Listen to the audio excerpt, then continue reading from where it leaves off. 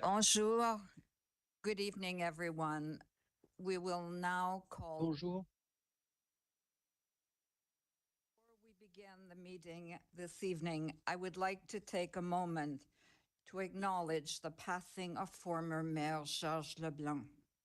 Mayor Georges occupied this seat for 8 years, from 2008 to 2016. Il a également siégé en tant que conseiller municipal. He also sat as a councillor for 3 mandates.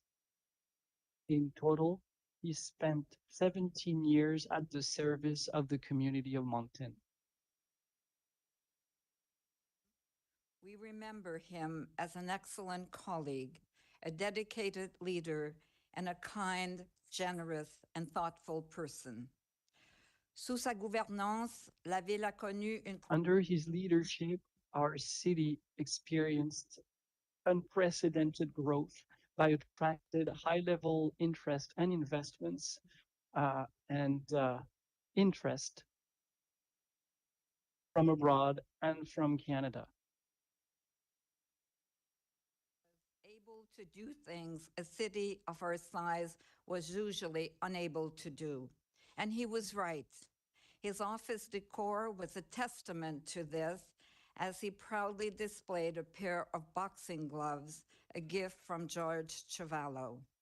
I remember those gloves well because when my grandchildren, my 2 grandsons, were 5 years old at the time, they loved those gloves and actually decided to start a boxing match on the 5th floor of City Hall. I don't quite remember George's reaction, but from what I remember of him, he was a kindred spirit and with a sense of humor. Maire Georges a gardé son calme et exercé son influence en rassurant. Mayor George was always able to stay calm during the tragic events of June 20th, 2014. He understood the positive impact the center could have and worked tirelessly to convince people it was the right thing to do. And he also had to convince council of that. I remember it well. Il s'agit là de l'une des réalisations les plus marquantes de son mandat. It is one of the greatest achievements of his term. So on behalf of Moncton City Council, I would like to express my deepest condolences to his loved ones, colleagues, and his friends. Your Worship, all Thank you. Madam City Clerk. are available at the entrance of the council chambers. Members of the public have the right to address City Council in the official language of their choice. Meetings are broadcasted live in both official languages on the city's YouTube channel, accessible via moncton.ca, and will also be aired at 9 p.m. this evening on rogerstv.com. Individuals who have registered with the city clerk's office at least 7 days prior to the meeting agenda deadline will be allocated 5 minutes to deliver their presentation. All other public presentations will be allotted 2 minutes. A 1-minute warning will be provided to indicate the remaining. An important reminder, all presenters, city staff, and council members are expected to conduct themselves respectfully at all times. Disparaging remarks, offensive language, or profane expressions directed towards council, staff, or members of the public will not be permitted. Any breach of this code of conduct may result in the presenter being directed to leave the council chambers at the discretion of the chair. Toutes les séances publiques du Conseil municipal de la Ville de Moncton sont traduites simultanément. Des appareils d'aide à l'audition sont disponibles à l'entrée de la salle du Conseil. At the entrance to council chambers. Members of the public have the right to address City Council in the official language of their choice. Meetings are broadcast live in both official languages on the City of Moncton's YouTube channel, accessible via moncton.ca, and would also be aired at 9 p.m. this evening on rogerstv.com. Individuals who have registered with the City Clerk's office at least 7 days prior to the meeting agenda deadline will be allocated 5 minutes to deliver their presentation.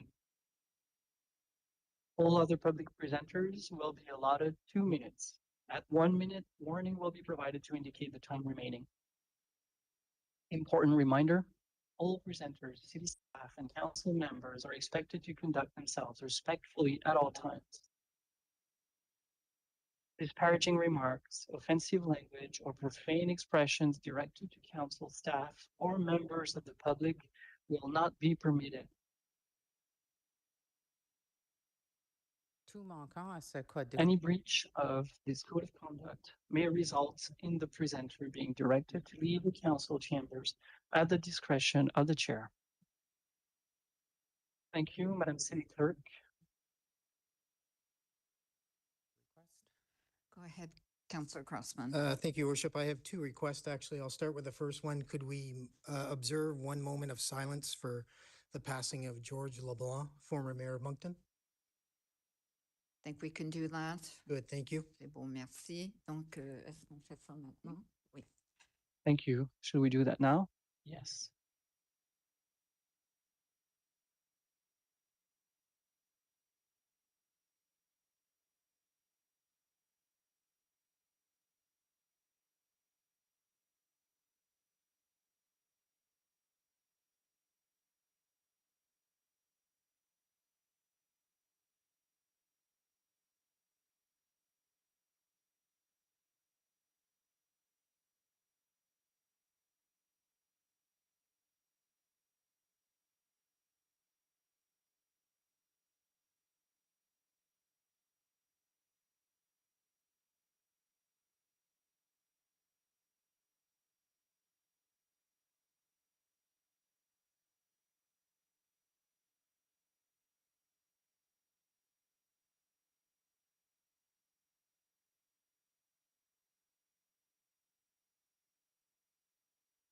And I wish to thank everyone for that observation.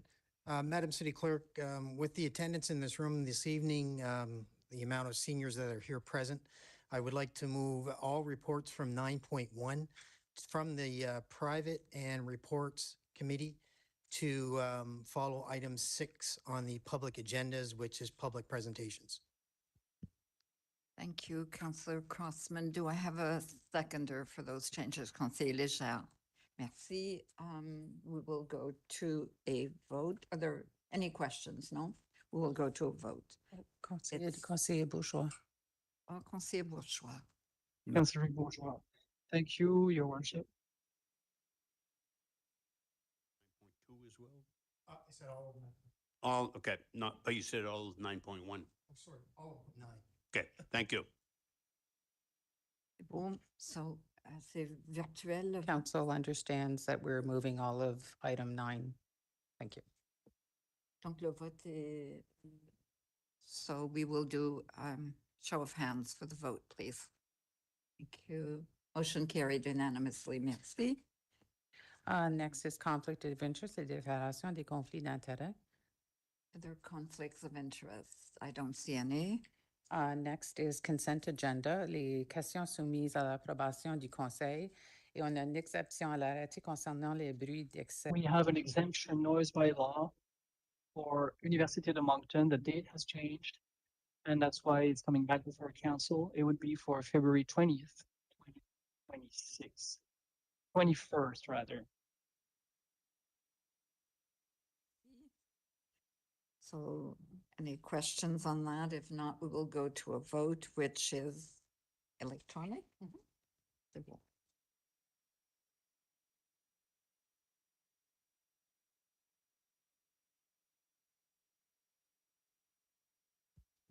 Motion carried unanimously. Merci. Noted that Councillor Edgett is not in the room. Next would be presentations, public and administration presentations, posées du public et de l'administration. And the first this evening is a public presentation. Presentation, Energy Affordability, Deanne Kimball and Brittany Frederick. Oh, they're making their way to the podium. If you can just push the button and I will give you access. Bonsoir. Good evening. There you go. Thank you so much. My name is Brittany Frederick.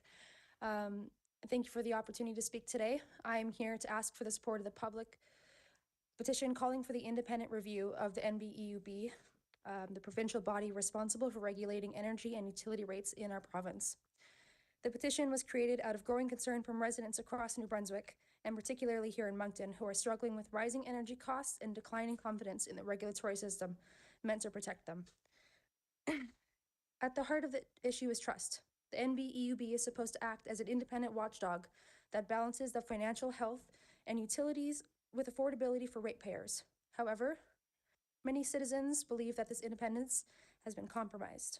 There are serious concerns about conflicts of interest, including board members with current or past financial ties to the very entities that they are tasked with regulating, such as NB Power. When regulators appear too close to industry, public confidence erodes, and that is exactly what we're seeing now. Since 2023, electricity rates have increased by more than 24%, with another 4.75% increase set to come into effect this April. For many people, that is not an abstract number. It is a monthly stress. Here in Moncton, residents are making difficult choices between paying power bills, buying groceries, covering rent, or heating their homes. Seniors on fixed incomes, young families, students, and small business owners are all feeling the strain. It is important to be clear about what this petition is and what it is not. The petition does not call for the immediate abolition of the EUB. Instead, it calls for accountability and transparency through the independent third-party public review commissioned by the Government of New Brunswick. The requested review would examine the board's mandate, governance structure, appointment process, and conflict of interest safeguards. It would include public hearings so that everyday residents, including those from Moncton, can share how rising utility costs are affecting their lives. It would also require full disclosure of past and present industry ties to the public, so the public can have confidence in the process. And this is where city council roles matter. While energy regulation is a provincial responsibility, the impacts are felt locally. Municipal leaders are often the first to hear from residents who are struggling. Your support would not only validate those concerns, but also send a strong message to the province that affordability, fairness, and transparency are priorities for Moncton. By supporting this petition, Council is not taking a partisan position. You're standing up for residents, for small businesses, for seniors, and for the principle that regulators must be independent, accountable, and focused on the public interest. We respectfully ask that this Council to acknowledge the concerns raised in this petition and to urge the provincial government to proceed with an independent public review of the NBEUB. This is about ensuring that families in Moncton can afford to keep their lights on, that businesses can plan for the future, and that public institutions serve the people they are meant to protect. Thank you for your time, and thank you for your leadership on behalf of the residents of Moncton. Hi, I'm Deanne Kimball. We have about 6,000 signatures from residents around New Brunswick. We could probably get more, allowed more time. We also have quite a few testimonies from the effects this is having on our community from Moncton residents. I have Anita. I'm the only income as a husband. My husband is sick and was denied disability. I either have to choose between food or heat. It's not right. Jessica, something has to be done about these astronomically high power bills in NB. People are forced to choose between basic necessities just to afford their bills, and it's even worse for single income households. Enough is enough. We have many of these testimonies. We're not going to go through them all with you, but we appreciate your time and hearing us today. Thank you both so much. We will hear both presentations and then we will go to questions. If you would want to leave the petition with the page, that would be appreciated. Next presentation is an update from the Greater Moncton Homeless Steering Committee. Andrea Ann, she here? Oh, yeah, there she comes.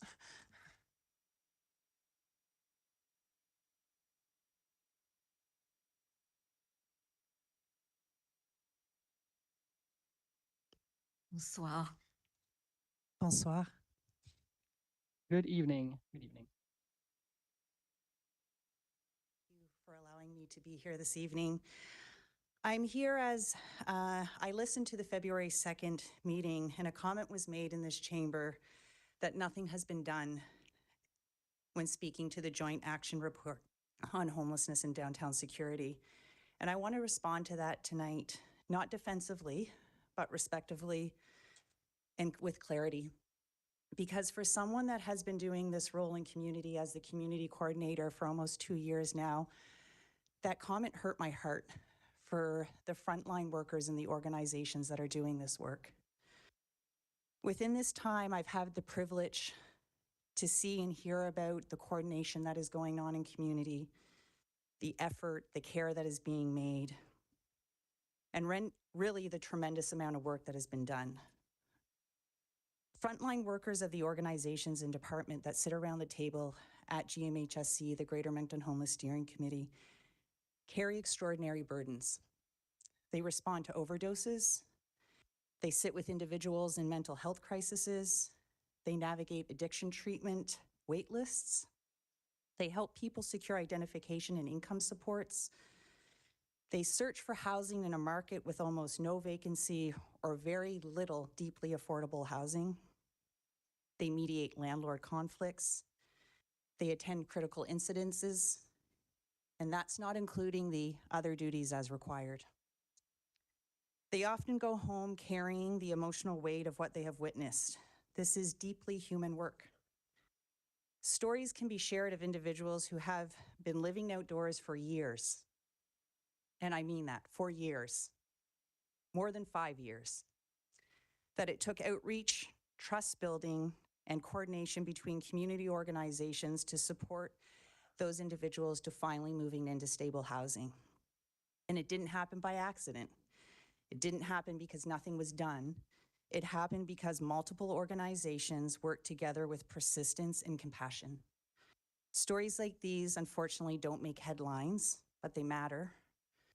Since 2021, there's the healthcare coordination teams that work alongside FACT and Selvis in the shelters.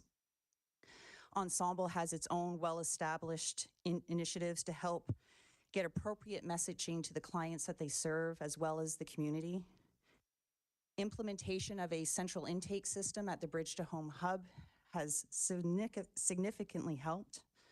There's the establishment of the Moncton Shelter Network.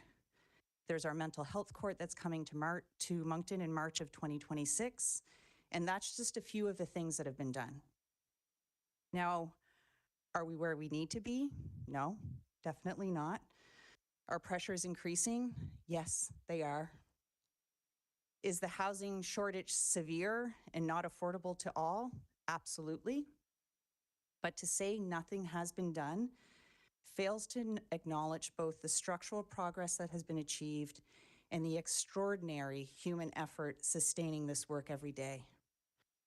Progress in this sector is often measured in stabilization. One person housed, one crisis de-escalated, one eviction prevented, one individual diverted from incarceration into supports, and these outcomes matter. Frontline workers and organizations deserve recognition because if we diminish their work, even unintentionally, we risk undermining morale in a sector that is truly already stretched thin. The work is not finished, but it's very much underway, and it's measurable. I thank you for listening, and we, as a committee, look forward to continuing to collaborate as a city with yourselves, with the business community, and community members alike. Thank you. Thank you, Andrea. Are there any questions for both presenters? Conseiller Bourgeois.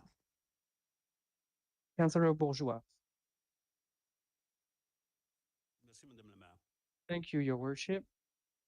Thank you, Andrea. The update on the nonprofit and community actions listed in the 27 joint action, do you have that on paper? So I'll be very honest, when I had a lot of different phone calls and people reaching out about the report after the meeting, and I hadn't watched the meeting. And after watching it, and previous to that, pulled up the report, and I have reached out to all the organizations to find out different updates, so I do have a few.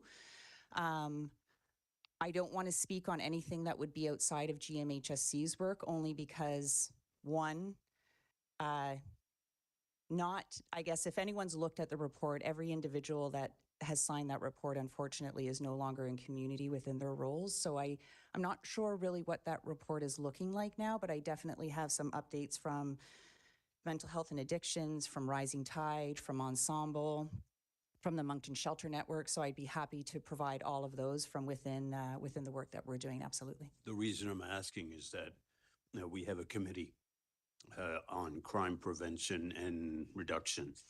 And part of the report goes through everything that has been done and maybe Mhm. is outstanding, so we can tackle whatever hasn't been done. Whether or not we recommend it, it's another thing, but at least we start off by identifying what has been done. So whatever you can give us, it'd be great. Send it to danielle.bourgeois@moncton.ca. Perfect. Yes, I will. Merci. And I'll feel free to share that with all counselors as well. Okay, merci. De rien. Merci, Madame la Maire. Merci, Conseiller Bourgeois. Are there any other questions? Thank you very much.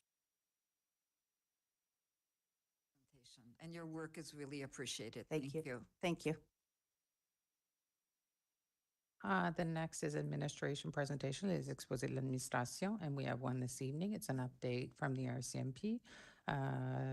Benoît Jolet, surintendant du service régional de Kodiak, la GRC. is here. Superintendent, officer in charge of the Kodiak Regional RCMP. Good evening, Superintendent. I'd like to thank you for your report that we received today. Thank you so much for that. Thank you very much, Deputy Mayor. Read every line of the report. Council will have it. There's certain things that I'd like to highlight, and as always, I'm available for questions that I'll be able to answer. I don't want to take up too much time because I think there's other issues that need to be discussed here tonight. Just some of the things that have happened since I last reported on January 19th. So we're really happy that on February 2nd, we launched our own social media presence through our Facebook page. It's going to allow a presence to for us to report to residents on daily activities in all three communities, so from traffic enforcement to attendance of community events and what's going on in Moncton, Dieppe, and Riverview. So we're just starting.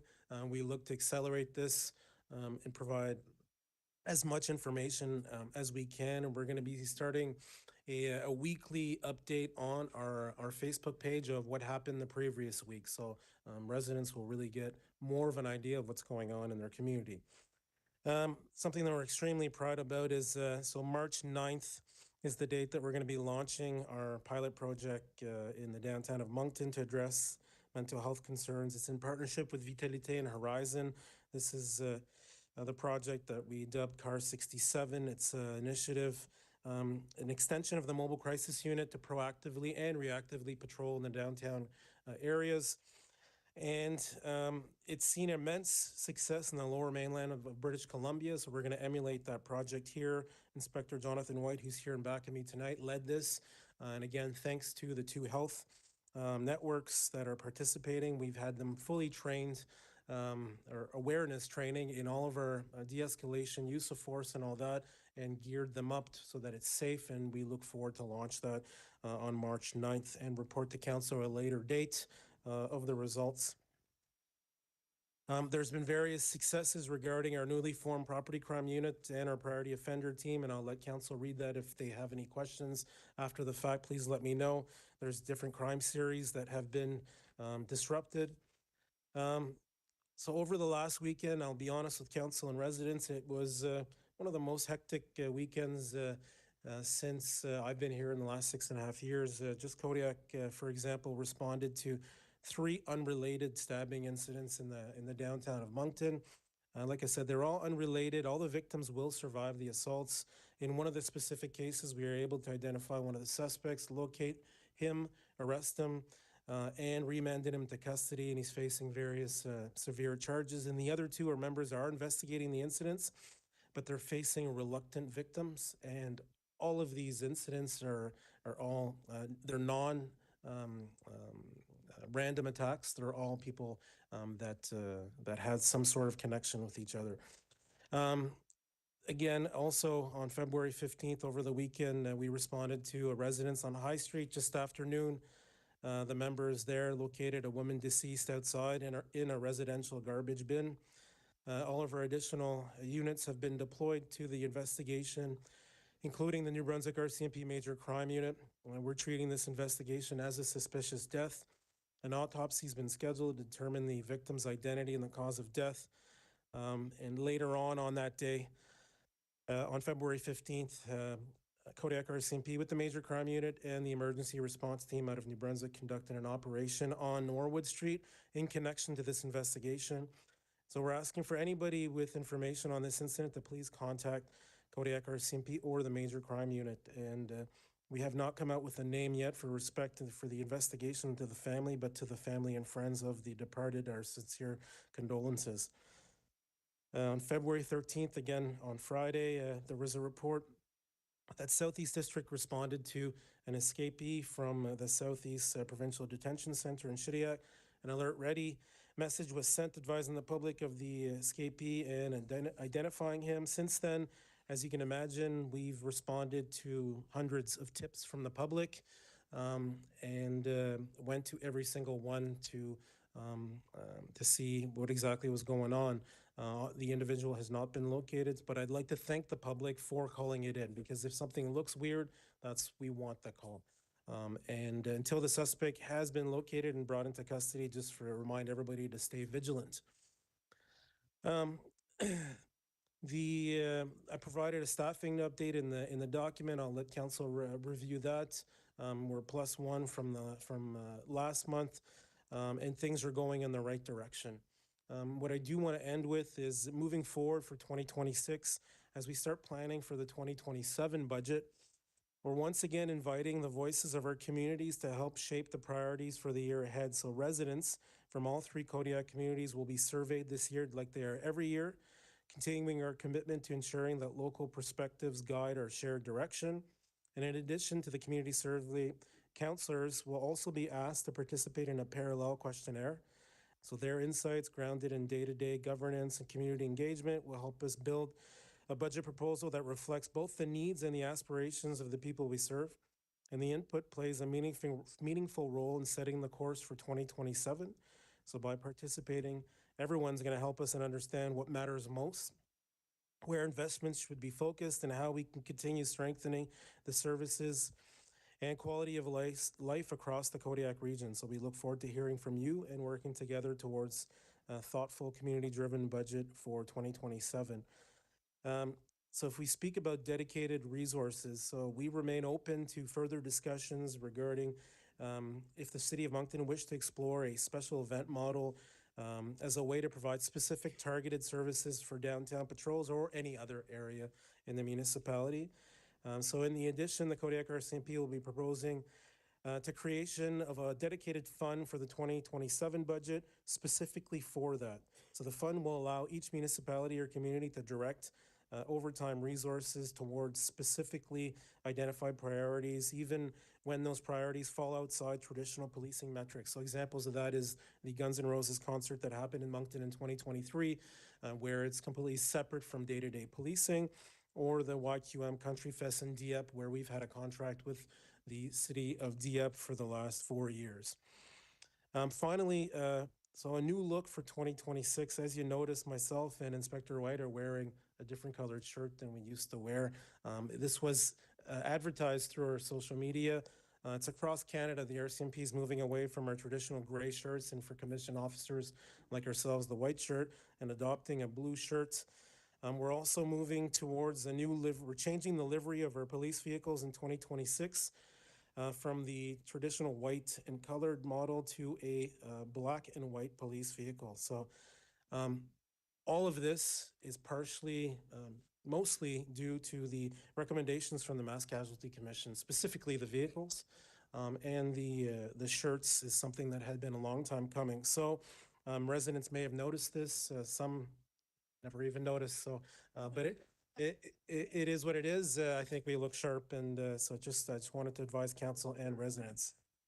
So as we continue to push through 2026, it's going to be exciting. We're also moving to our new location, so we look forward to work alongside Moncton Council and all of city staff to make sure that we can do everything to make Moncton a better and safer place to live. Merci, Madame la mairesse par intérim. Merci beaucoup, Surintendant. Conseiller Thank you so very much, Superintendent. Thank you, Your Worship. Thank you, Superintendent. Information in terms of the number of officers, the report that you've outlined, I hope you'll share that perhaps on some of your social media, but your current staffing update. Sure. And I mean, that's been something that's been ongoing for a number of years, even years back when it was first identified, the pressures that your members were facing with respect to time sick or injuries and so on, just showed the necessity to increase the number of personnel that was available, fully knowing that at any given time you're going to be faced with shortages and so on. So perhaps just maybe an opportunity to maybe clarify where we are at the moment Absolutely. with respect to actual members available. Sure. So there's several numbers that we use, and I'll go through them, and I believe council has them before them, just for everyone else that doesn't have this detail. So every year we're provided a budgeted amount that the RCMP is allotted, and for 2026, it's 169 regular members, police officers. We, as Councillor Najah just mentioned, since 2021, 2022, we have an overstaff of extra people that would call Kodiak home to account for the people that are away, injured on maternity, paternity, or whatever, and also to account for historical vacancies. So that's what we call our complement. Our complement is set at 199, so it's 30 above our budgeted amount. Our current complement, people that call Kodiak home and names on an org chart and are physically belong to us, is 176 out of those two numbers. So which leads, if we can do some simple math, is our vacancies would be 23 people that we would need to arrive to Kodiak. Currently, we have 11 people that have been identified to come to Kodiak from other locations. Some are cadets, some are people from other detachments with experience. Some people have promoted in, so 11 that are on the way. We currently have 6 ongoing different staffing actions, so that's for promotions, but also Kodiak RCMP always has a national staffing action with across Canada, where it's continuously open, where we're always looking for people to come here. And we'll be honest, we're targeting bilingual New Brunswickers that were sent somewhere else in Canada who may have 2, 3, 4, 5 years, and we want them to come back here, and we want them to come work here. So that is always ongoing. Members off sick currently right now is 10. 2 members are suspended, 5 are on parental leave. 9 are on administrative duties due to injuries suffered and slowly coming back. So if we calculate all those numbers that I gave us, the boots on the ground today, snapshot today, is 150 out of our budgeted amount of 169. And what happens in terms of bringing, I guess, assuring residents that if you need a complement of 169, you actually have 150, where does the gap of the 19 come into play in terms of your daily operations? Yeah, so that's a good question. So with the reduced amount of people that are available to us, it's extra work for the people that show up every day. So a higher caseload, more files that police officers have to do, which translates to less time being proactive, being visible, being out there, because they have more court files to do. Also, obviously, if we have more, then response times would reduce as well too, because then we have more people to do things. A lot of the activities that we do sporadically, we would do them sporadically more. So these are examples are school patrols, school talks, traffic enforcement, open air drug enforcement, you name it. So that's exactly what that leads to.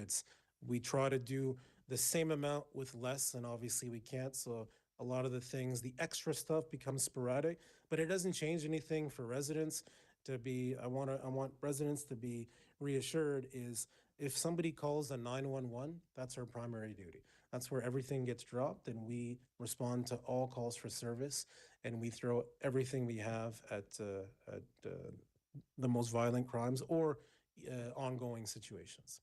Okay, and I have one other question which relates to the emergency response that the message that was sent out as of last Friday, but a number of different messages were sent out at different times. And I'm just trying to understand the methodology of how that's done and because it seemed repetitive, then at one point, is it to continually inform the general public of what you think? Just for clarity, because people seem to be puzzled by what the messages are saying. Yeah, so the threshold's pretty high for a message like that to be done, and it's all situation dependent on the information that whoever is the lead investigative agency for that. In this case, it's Southeast District RCMP, so Shitty Eye. But as we can imagine, we get various calls every day here in Moncton about people that are walking with a potential weapon or whatever. Our phones would be going off the hook on these alerts. So it has to be a specific threshold. The reason that there's multiple messages is if there's new information that comes in. Let's just say we identify a picture, a vehicle, or whatever, or to keep people updated to say we're still looking for this people in this case. So when this individual is located, when he will be located, we're going to get another message saying that this individual was located. And lastly, there was a gap from the time that he escaped Yep. to the time that the first alert. And was that because, or I guess I'm just trying to understand, if you're following the escape, is it that because it can be very close and maybe you have a parameter, is that what would not trigger an alert for the general public? Yeah, so I'd just be guessing because, like I said, we weren't the lead agency on why and when the alert was sent, but it's sent for the ones that we've done here, specifically in Kodiak. It's when we have all the information, and you don't need to have volumes of information, just the basics that need to be sent out, and the threshold's been met, then it's sent out. So, but to your point, we can never send it too early, and we can never give enough information. So, but I'm just looking forward to receiving, and as is my daughter, who asks me every day, "Have you found that guy?" She asks me that every morning. I can't wait to have the closing the loop message saying that he's been picked up and is in custody. Okay, thank you. Merci. Merci, conseiller Jean, conseiller Bourgeois. Merci beaucoup, Madame la Maire. Merci. Thank you, Your Worship. Thank you, Superintendent. My honest opinion is that you look much better in blue than you did in gray. Yes, that's what my wife says as well. Action to enough is enough, and just a clarification. There has been a significant increase in crime since 2021. It had increased substantially until 21 and then slowly reducing. Do you have any evidence to support either one, but that it's because less people report or there is actually less crimes committed? So the only thing I can focus on is the data. So if we look at 2023, we reduced in 2024. And in 2025, we went up, but not as high as 2023. It's a good question, but we could ask the same question leading up 10, 15, 20 years. Were people not reporting the same types of crimes? So and my response to that is there's commentary that says, well, why call? Nothing will be done. Give us a try. Like, just give us a call. We work 24 hours a day. We have a dedicated property crime team right now, and they've been hitting home runs since they started January 5th. And just give us a call. We respond to up to 200 calls for service on a 24-hour basis. We go to every single one, unless it's a non-emergency call. But then we have people that can call back. And then if we need to go, we'll send our patrol members that are supervised by Inspector White. So if you see something that looks weird, give us a call. If you get something stolen from your property, regardless if it's a garden gnome that's been there for 30 years, give us a call. Because just one of the examples that's in your report, we had somebody call regarding a suspicious person that was observed rummaging in their vehicle in their driveway. Person ran away, nothing was stolen.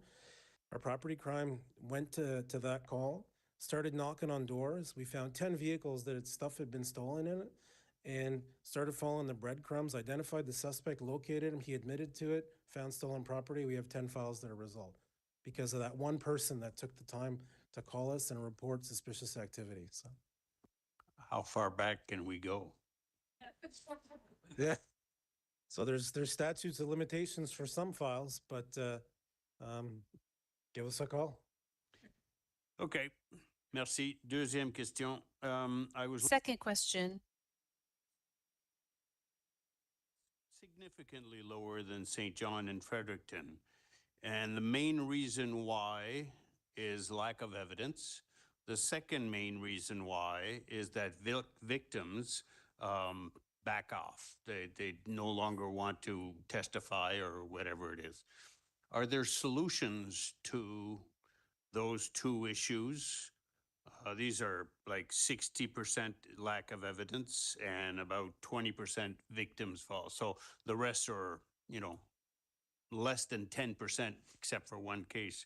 So any suggestions on how do we collect more sound evidence, more evidence, better quality evidence, and convince the victims to pursue the matter? Yeah, absolutely. So there's things that we as the Kodiak Regional RCMP can do, and there's things that residents can do. So I'll start with what we can do. In 2024, when we did our internal review by the external agency of what we did well, what we could do better on, it was some of the items that we were struggling was solvency rate for property crime and persons crime. And I was the first to say we could do a lot better on this, and I totally agree. That's why in our investment that the municipalities supported in the Kodiak Regional Policing Authority for 2025, 17 extra bodies. It was all thrown to community policing and investigations. And we created the property crime team specifically for our solvency issues with property crimes and our vulnerable person unit to deal with sexual assaults, domestic violence, exactly for that. So just if we think of our vulnerable person unit, for example, we have investigators now that's all they do is talking to vulnerable people that are victims of domestic violence, sexual assaults, instead of working on a break and enter in the morning, a fraud in the afternoon, and a sexual assault in the evening. They're building specializations. They're going to get better at talking to victims and explaining the process and being more efficient in the investigation. So that's why we invested there. We developed all of our KPIs, and this is exactly what we're going to report back to the police board and to council to say, here's what we've done so far in 2026 with our investments. So what can residents do? Moncton, Dieppe, and Riverview, I've been here only 6.5 years, but I've seen a tremendous change. So imagine the people that have been here forever. This is a big little city, the same problems that are in any major city across Canada, across the planet. So things that residents need to do: lock your doors, secure your property. A lot of our files for property crime specifically is there's no cameras and doors aren't locked. Of course, this comes with an investment, but if you look at any other major city, you can take a walk in Quebec City, Montreal, Toronto, and there's cameras everywhere. So that's just one of the things. And that's not a today to tomorrow. That's a long-term thing that municipalities and residents have to realize and invest in that. But it comes to a cost. But people need to secure their properties. Too many times, the majority of our thefts of vehicles, for example, the cars are running and parked outside of a corner store or whatever. Or the keys are in the vehicle, doors are unlocked. A weapon, a theft of opportunity. People have to secure their premises. Whether you're inside your house gone shopping or on a trip, doors need to be locked. So, and not mention on social media that you've been gone, you're in Florida and stuff like this. These are just common sense things that everybody needs to take care of your own property. So it needs to be a full round commitment. We can do better, 100%. But residents also can do a bunch of things to secure their property as well. Merci beaucoup. Merci beaucoup, Madame la Maire. Merci. Thank you, Your Worship. Councillor Kingston. Thank you, Worship.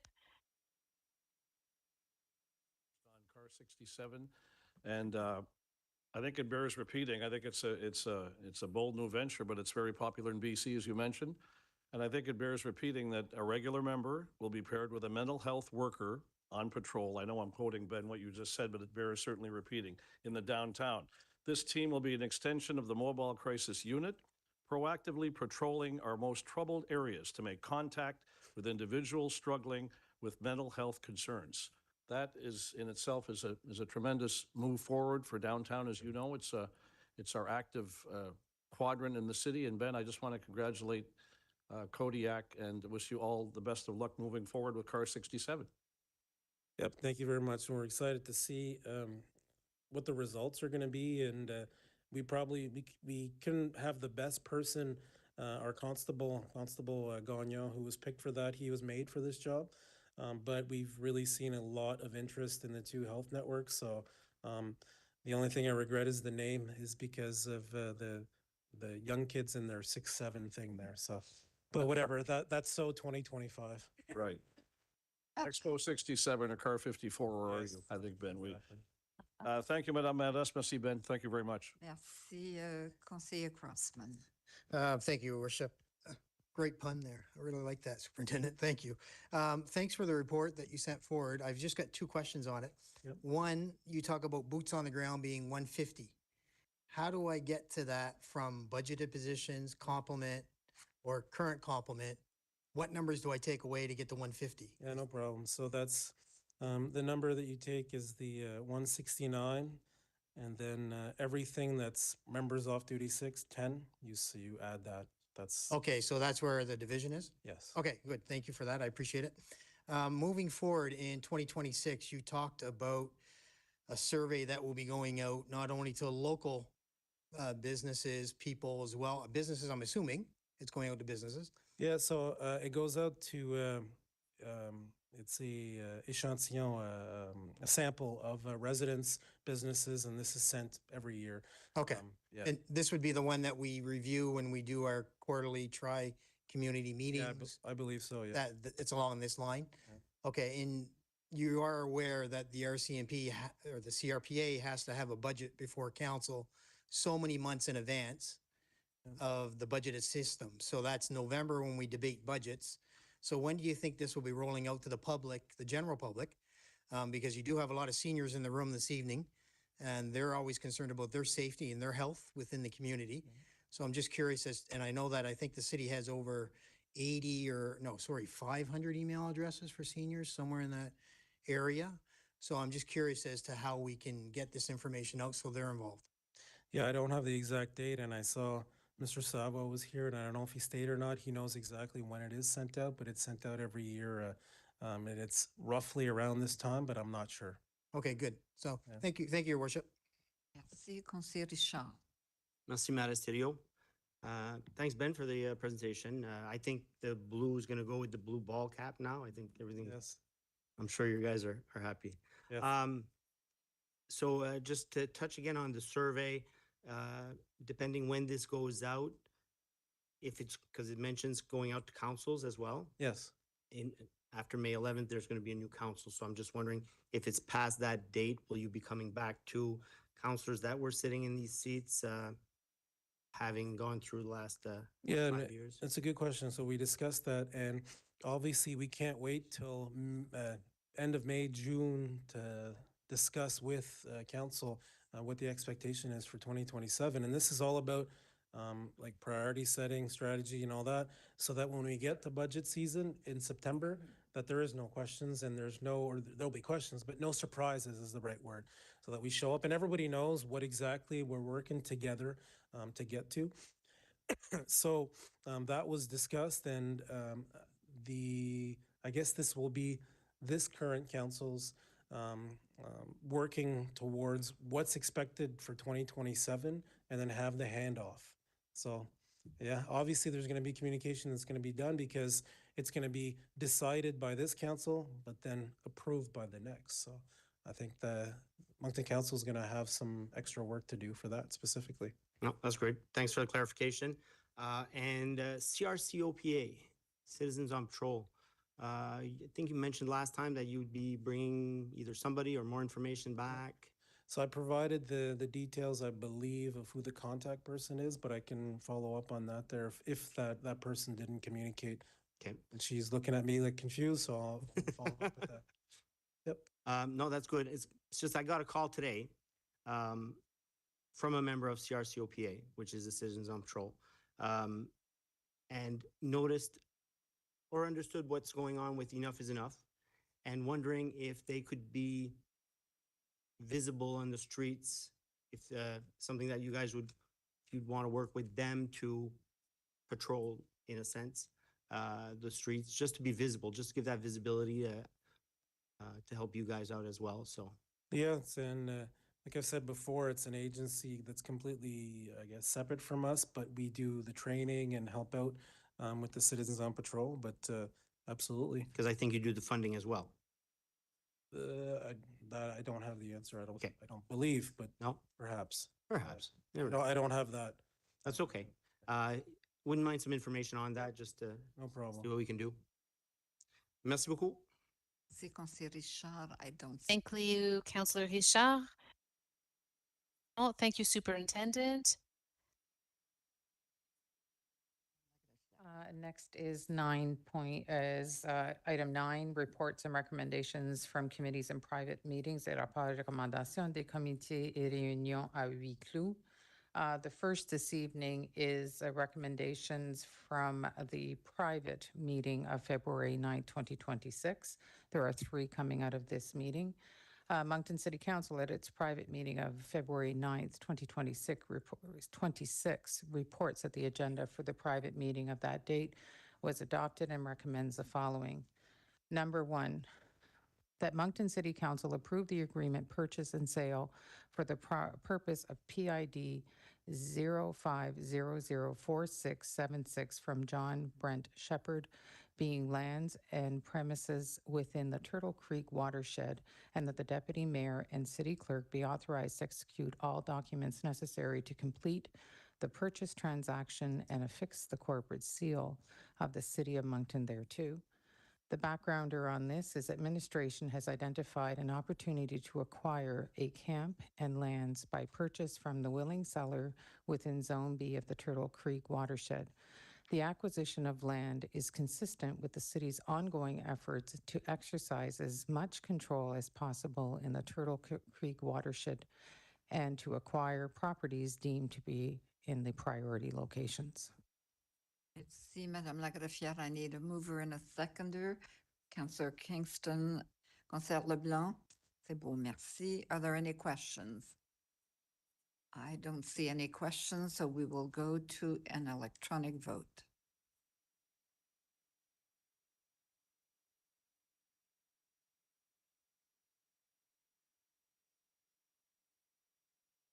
Motion carried unanimously. Merci. Note that Councillor Edgett is not in the room. Number 2, that Moncton City Council approve the advance of $320,000 to Rising Tides and that the city prepare an agreement with Rising Tides where the $320,000 that they will receive in 2027 from the HAF program goes directly to the city as reimbursement of the advance, and that the deputy mayor and city clerk be authorized to execute all necessary documents and affix the corporate seal thereto.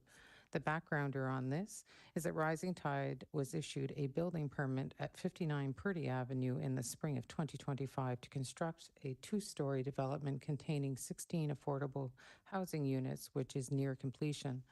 The development is eligible through CMHC Housing Accelerator Fund, the HAF, and has been approved for $320,000 in grants, $20,000 per door. Due to the entire 2026 portion of HAF program being fully allocated, funding was distributed to Rising Tide, was to be distributed to Rising Tides in 2027.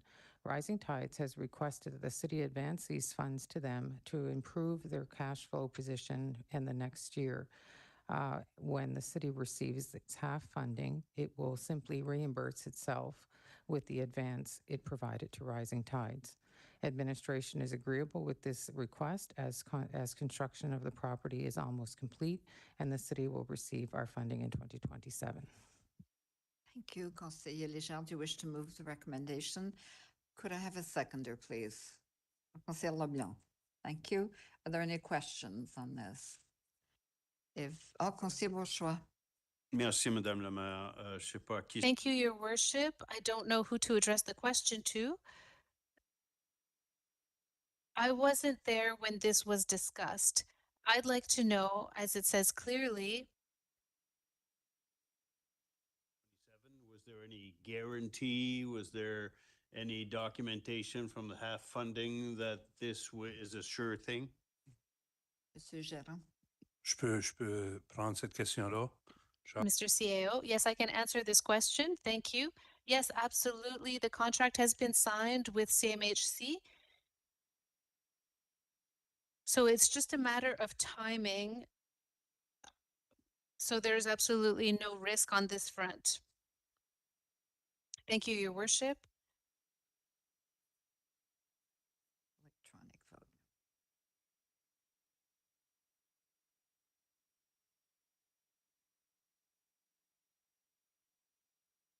Motion carried unanimously. Merci.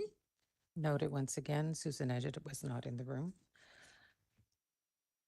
The third and final is that Moncton City Council approved the sale of the property located at 80 Lemerick Street, PID 00786970, as is for $1 to the Senior Center Committee, SCC, for the purpose of developing a senior center.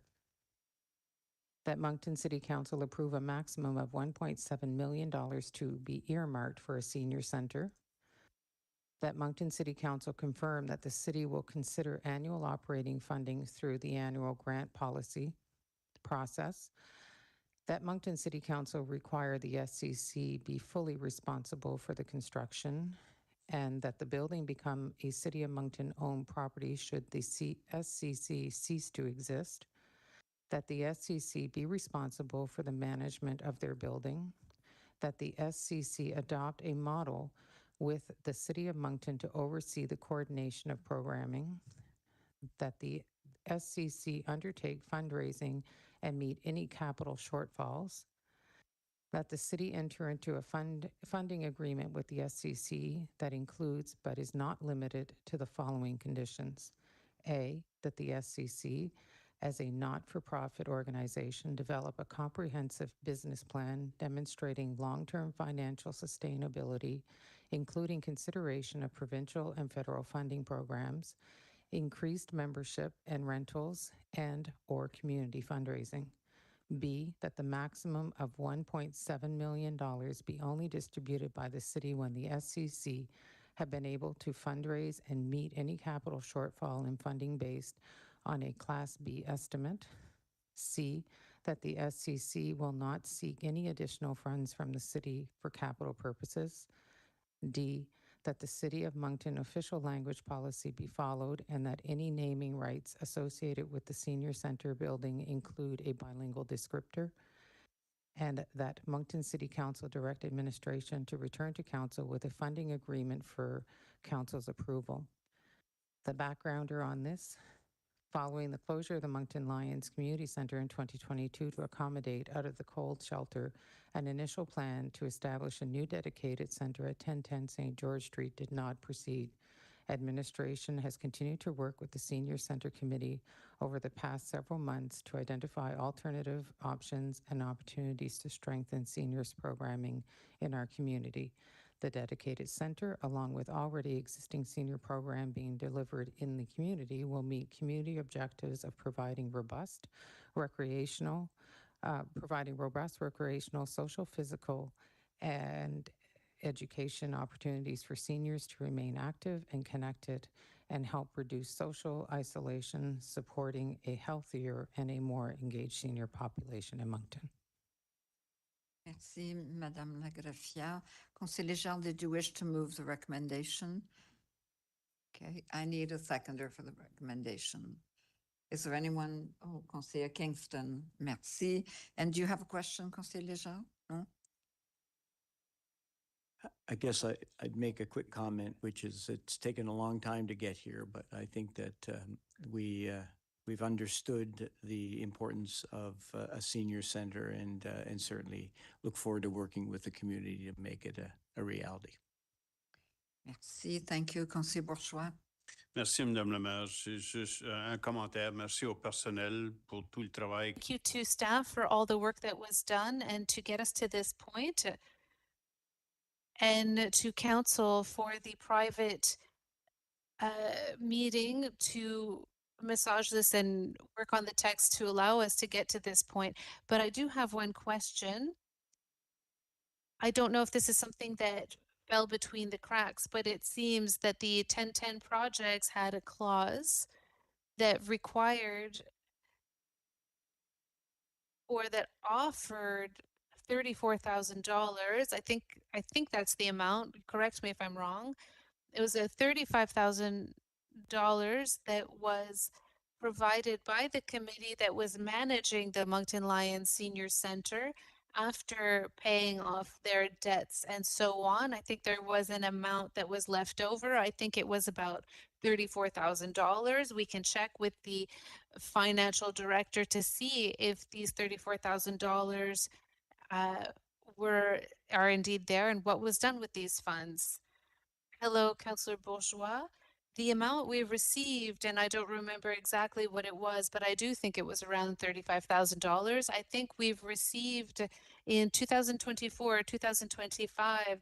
So we would have recognized that as income in the year that we received those funds, and the funds were recognized as funds. So they are in our bank account with the other revenue. So if we wanted to give that amount, we don't have this money left because we paid for bills and the accountant for to create that entity. So I think there must be about $25,000 left. This isn't revenue that we recognized in 2026, but we can recognize that if the council wishes it. Well, I mean, it's not a huge amount compared to everything we paid, so I don't know if it fell between the cracks, or if it was overlooked. Or if there's only 22,500 or 25,000 remaining.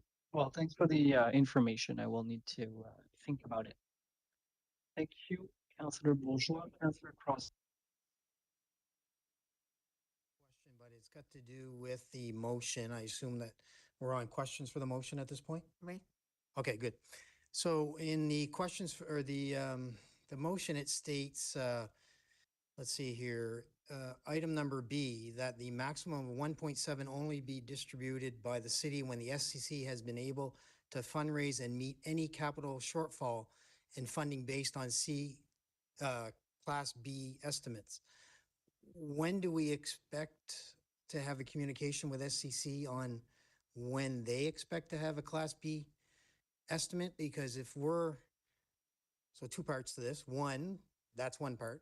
The second part is the 1.7 is already what council has approved based on the last motion that was brought forward for 1010 St. George. So we know that money is set aside already. I'm curious to know how long of a delay there could be between SCC actually coming up with the shortfall and the Class B estimate. Thank you for the question, Councillor Crosman. Does it make any sense? I don't. Yeah, no, I got what your question was. So again, motion gets ratified today. We've got a meeting set for tomorrow with staff, and we'll be going through those details and communicating with the seniors organizing committee and work with them starting immediately. So how long will it take to get estimates would be on the seniors committee, seniors center committee, board of directors, and figure those pieces out. So we're planning to start working on that tomorrow morning if the motion goes ahead as put forward here.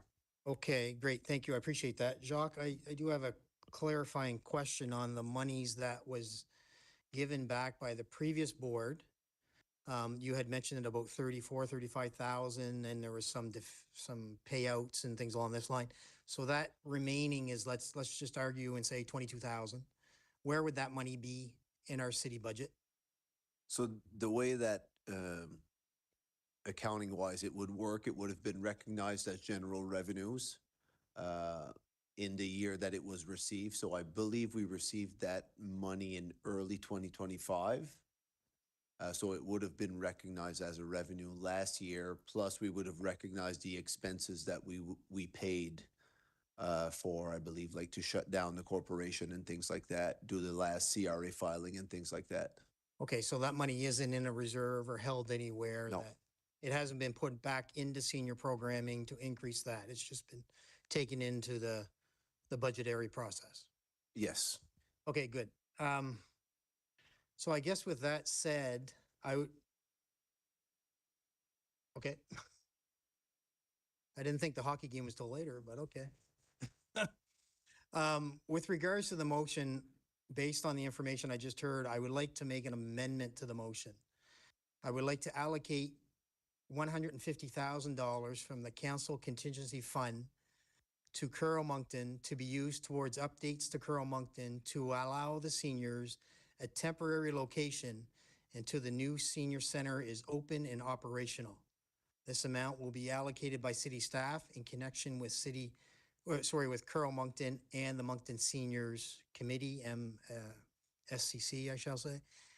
And Isabel, I know you got that puzzled look on your face, but I'll just give you some background. Not knowing what the actual turning of the sod will be and how long it could take to build this new building and the cost difference, I think our seniors need a place to gather now and to come together now and to host events now, that this building may take another year to a year and a half before we actually open. So I'll make the amendment. It doesn't mean that it's going to get seconded. It doesn't mean that it's going to get accepted, but that is my amendment. Thank you, Your Worship. Councillor Crossman, would you repeat that amendment, please? And I just hope everyone in the room understands that you need a place to go to. And if this new building takes longer than a year or less than a year, at least you'll have a spot to go to, possibly. So, Shelley, you ready? I would like to, okay, so I'd like to amend the motion. I would like to allocate up to $150,000 from the council contingency fund to Curl Moncton to be used towards updates to Curl Moncton to allow seniors a temporary location until the new senior center is open and operational. This $150,000 will be allocated by city staff in connection with SCC and Curl Moncton, and as well as the seniors across the city of Moncton. Thank you, You- Councillor Crossman. okay with that? So moved by Councillor Crossman. Do I have a seconder for that? Conseiller Bourgeois. Merci. Conseiller. Councillor Bourgeois, thank you. Councillor Léger. Well, I was going to, first, I guess I'd like to just make a statement related to the approximate $25,000. I think that could just be, I was thinking of in terms of accessibility to seniors. So could there be a direction to staff that if seniors have incurred costs, for example, for surveys or to create the business plan, things along that line, that they would by providing validation of having spent those funds, that those would be accessible through the 30,000. So I wanted to, first of all, ask staff to, if that's okay, maybe through to the CAO. That was why the money was earmarked in the first place. So could that just be a matter of direction to Mr. I believe that would be direction, but not from where it would come, because I think that, as the CFO indicated, it was in general revenues. It was already assigned to general revenues in the last fiscal year. So I think that if the direction from council would be to a maximum of $25,000 or whatever that amount is to help offset any additional costs in the planning of the such SCC, that it could be considered. Jacques, I don't know if you wanted to. Yes, that would be correct, because if it's directed provided, because it's within the CAO's approval of unbudgeted items, so it meets the threshold. So as long as council is supportive, we could go that route. Okay. All right. And maybe I'll speak to the amendment. So, and I guess in some ways, what's being proposed in the amendment is that we would be investing in Curl Moncton in the sense of doing some modifications temporarily until such time as the center saw fruition. I think, though, would we not be better if we, first of all, understood from SCC exactly what their timeline is in terms of building, getting the Class B estimate? I'm certainly not opposed to incurring those costs at Crow-Moncton. So I just don't know at the moment where we stand with that. I know that originally when Crow-Moncton was put on the table as an option, it wasn't one that was very favorable to seniors. So I don't know how you feel now, but and there are a lot of things that would have to be done. So I'm just kind of wondering from a administration perspective, maybe getting through this evening, speaking to the individual seniors involved, and then coming back with what the next steps are, and if it is indeed that is required, then I think that might be the way to move it forward and to deal with what is here today. So I think at this point, without any more information on really what the $150,000 would even provide, I think I would prefer to remain with what we have in terms of the motion, and that we take a pause, and if there is more information that's provided, then council could consider it. So thank you. Merci. Monsieur Léger, Conseiller Butler. Thank you, Your Worship, and thanks. I think the staff for all the work they've done in this file. It's been amazing, and also for the seniors committee. We've been back and forth and back and forth. Some people, it was a sad day when 1010 fell apart. I thought we had that. These would have been in it by now. But anyway, that's gone. I'm really happy that we're moving forward with this. The 1.7, I'll be voting for it the way it is.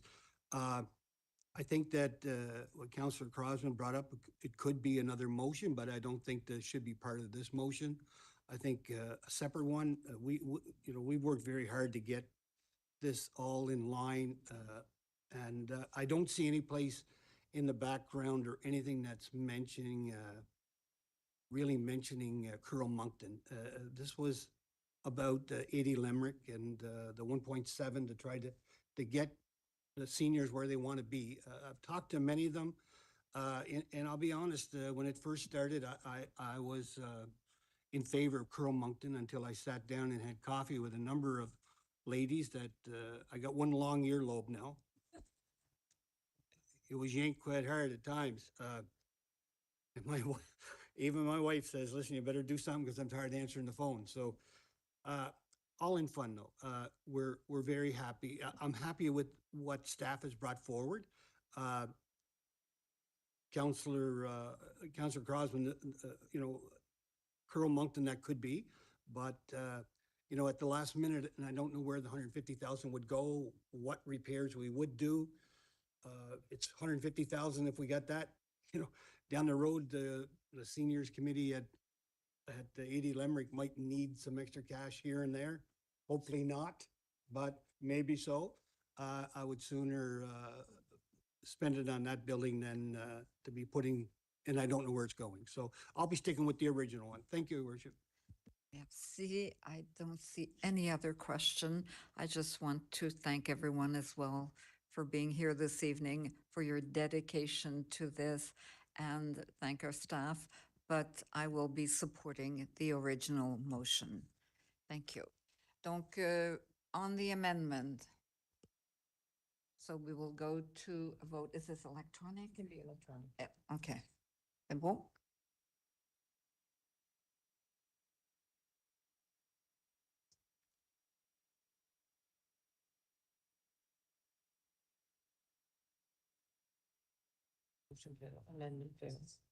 Ça veux-tu me dire combien de votes? 6 contre. Okay, so there. I'm going to count 6 against, 4 in favor.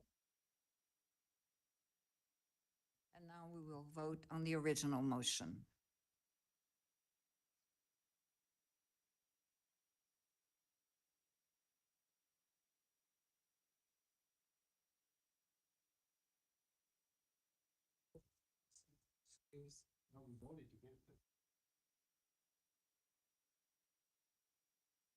Merci, Madame le maire. J'aimerais faire un autre amendement. Thank you, Your Worship. I'd like to propose another amendment to the initial motion following a conversation. And I think the organizing committee should be granted the balance or the remaining amount, or shall we say $25,000 to prepare the ground, to design the building, etc. Ça fait, je vais Because otherwise the site would be compromised. So I would like to move that we pay the amount of $25,000 to the committee.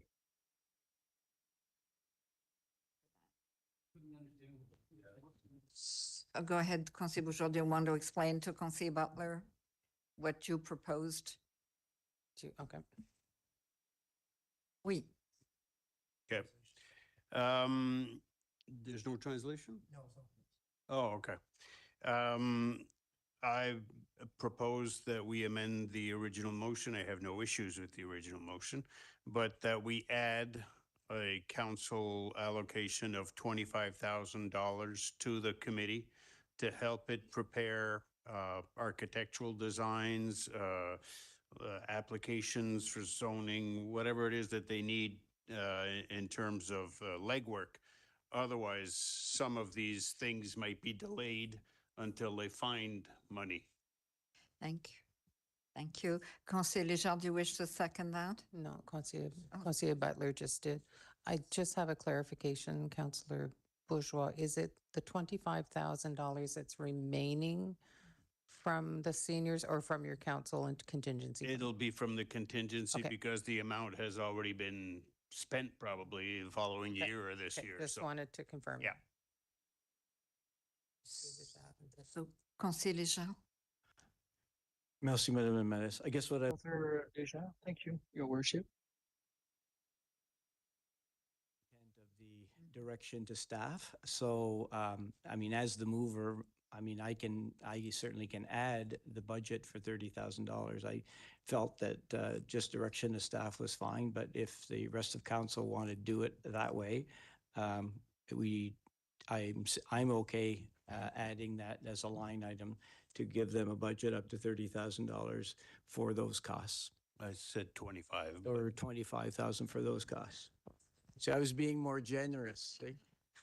So, One yeah, of us is running for mayor. there. Donc, That's a dig. There you go. So anyway, I'm okay with that if the seconder is, and then we move on with the vote on the motion. Councillor Kingston, you're okay? All right. So a budget of 25,000. okay. So, Councillor Kingston, are you comfortable Councillor Kingston? to the vote?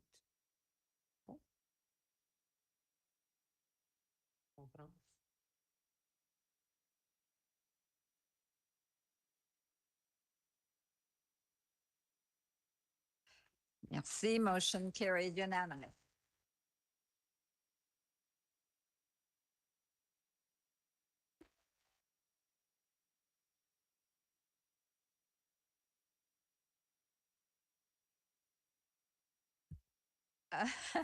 You're really welcome to stay if you wish. We have a few, we have a few other items to deal with. So thank you so much for being here this evening.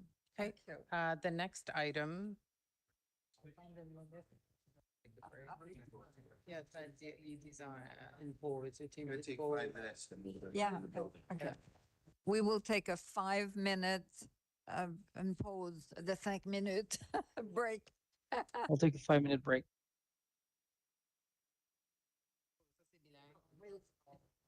C'est plutôt chouette. Ça a bien été, hein, je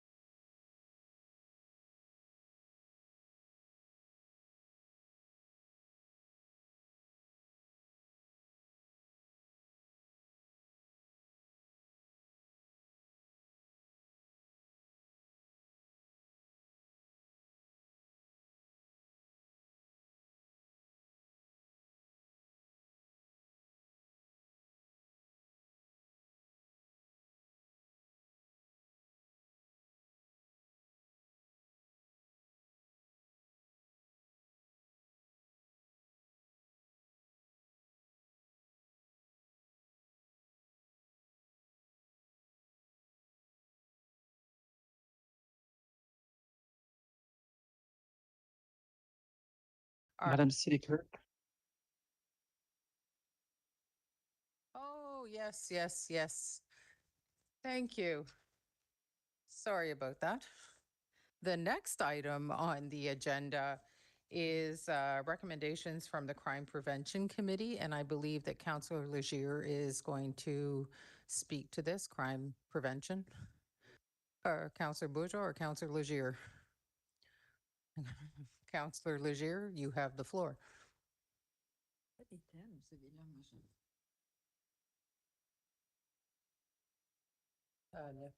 Crime prevention. Can you, thank you. Now you can go. Okay. All right.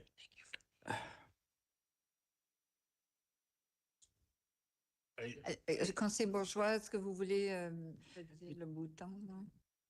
Moi, je Allez-y. la recommandation. C'est ça. Moi, je crois que c'est moi, faut qu'il fasse. Yes, I think I need to make the recommendation. I'm not sure. Proceed on this. So I don't know. It comes from the committee. It's a recommendation from the committee, but if Councillor Leger and Councillor Kingston almost have to withdraw their motion before Councillor Leger can make this new motion. You know what I mean? Can we modify the motion? Well, I can just read it and then you move it. Yeah, all right. No, it was referred to a the notice. committee. Yeah, it So was- I will report what the committee discussed, and then Councillor Leger and Kingston will have to either withdraw their motion, move Okay. this, or whatever Yes. it is that they want to do. Anyways, this was referred to the council's Ad hoc Crime Reduction and Prevention Committee. We met on February 4th, myself, Councillor Leger, Councillor LeBlanc, and Councillor Butler, to discuss the motion as referred to by council on February 2nd. We expressed a positive view of the motion. In regards to a dedicated downtown patrol, the committee explored the costs and benefits of three options: RCMP members, city bylaw officers, private security firms, before concluding that hiring the existing RCMP members to be paid through overtime would be the best option. In regard to the resiliency fund for downtown businesses, the committee agreed with the initiative, but made a few suggestions. Based on these considerations, the Ad hoc Committee on Crime Reduction and Prevention recommends the following: that council support the motion submitted by Councillors Leger and Kingston, but instead of be it resolved that the City of Moncton initiate a similar 2-year pilot project beginning March 1st, consisting of dedicated downtown security patrols and to provide a community resilience fund to support small businesses, the motion will be modified as follows. Be it resolved that the City of Moncton administer a 8-week pilot project beginning March 1st, 26 and ending April 25th, 26, consisting of a dedicated full-time, 24 hours a day, 7 days a week, downtown security patrol service enforcement by regular Kodiak RCMP detachment members during their overtime at an approximate cost of $288,000 for the duration of the pilot project, and that the project specify and measure pertinent indicators according to the document, the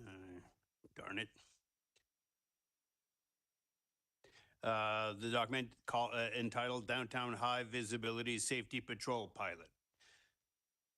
Be it further resolved that the pilot project be assessed according to the measurable indicators to be developed according to the document Downtown High Visibility Safety Patrol Pilot, and that a report of the assessment be submitted to council before May 31st, 26, in order to determine the feasibility of extending the project with or without modifications to other businesses of the city and to citizens.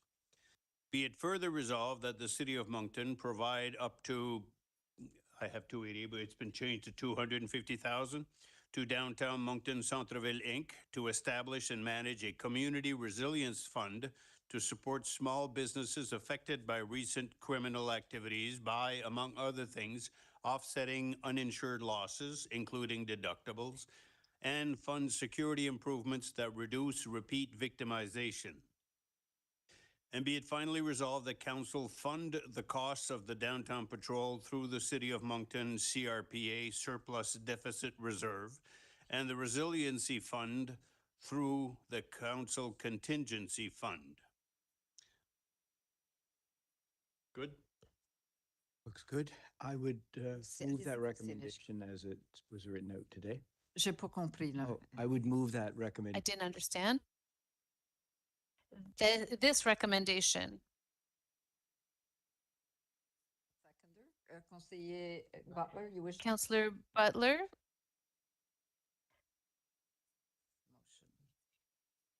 motion?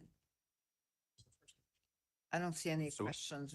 Donc, c'est quoi les lignes? Councilors, you were to withdraw your motion prior to us moving the original, you were to withdraw, so. if So you I could- will withdraw the You need the that. initial motion with Councillor Kingston. Kingston's go ahead as well, and would move this motion as the new alternative motion, as recommended by the committee.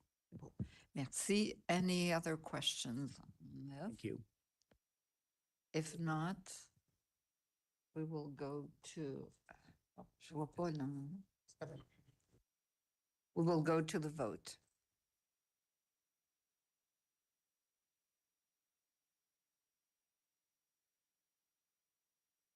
Motion carried unanimously. Merci.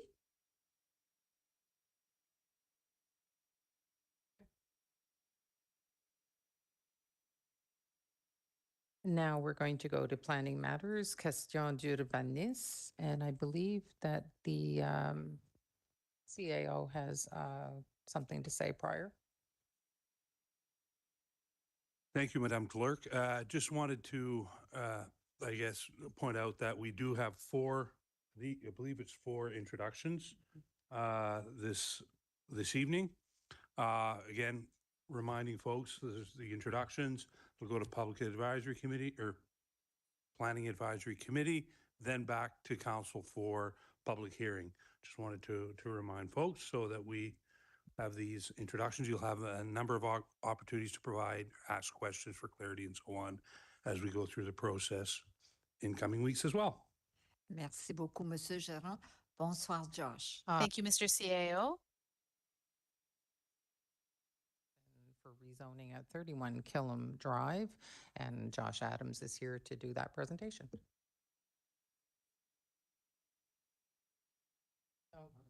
Hit your button. I'll give you access. Awesome. Now we're in business. Good evening, everyone. So first application up tonight is rezoning at 27 to 31 Killam Drive. So this one is a bit interesting. They do have an existing conditional zoning agreement on the property.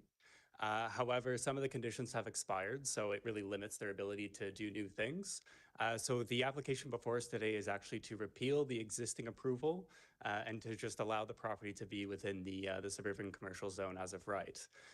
The proposal is currently for basically what's going to be an 8-unit dwelling within an existing building that was converted. So the property is located just on the north side of Killam Drive, near the Killam Drive and Mountain Road intersection. So right near that kind of commercial cluster that you have in behind, there's a number of shops and services and entertainment uses in there. And right south of the property is Harrison Trimble High. So lots of stuff going on here. If you look at the properties, the zoning today, so that red zone that the properties are in is the suburban commercial zone. So those 2 properties are currently in that zone, and then all the properties to the north, bar that one, are in the commercial zone as well. And then the properties along the north side of Killam Drive, as you continue on, are all in the R3, the multiple unit dwelling zone. So there's a lot of a mix of densities and a mix of commercial uses already established in this area. So the conditional zoning agreement was approved by council on the properties in 2015.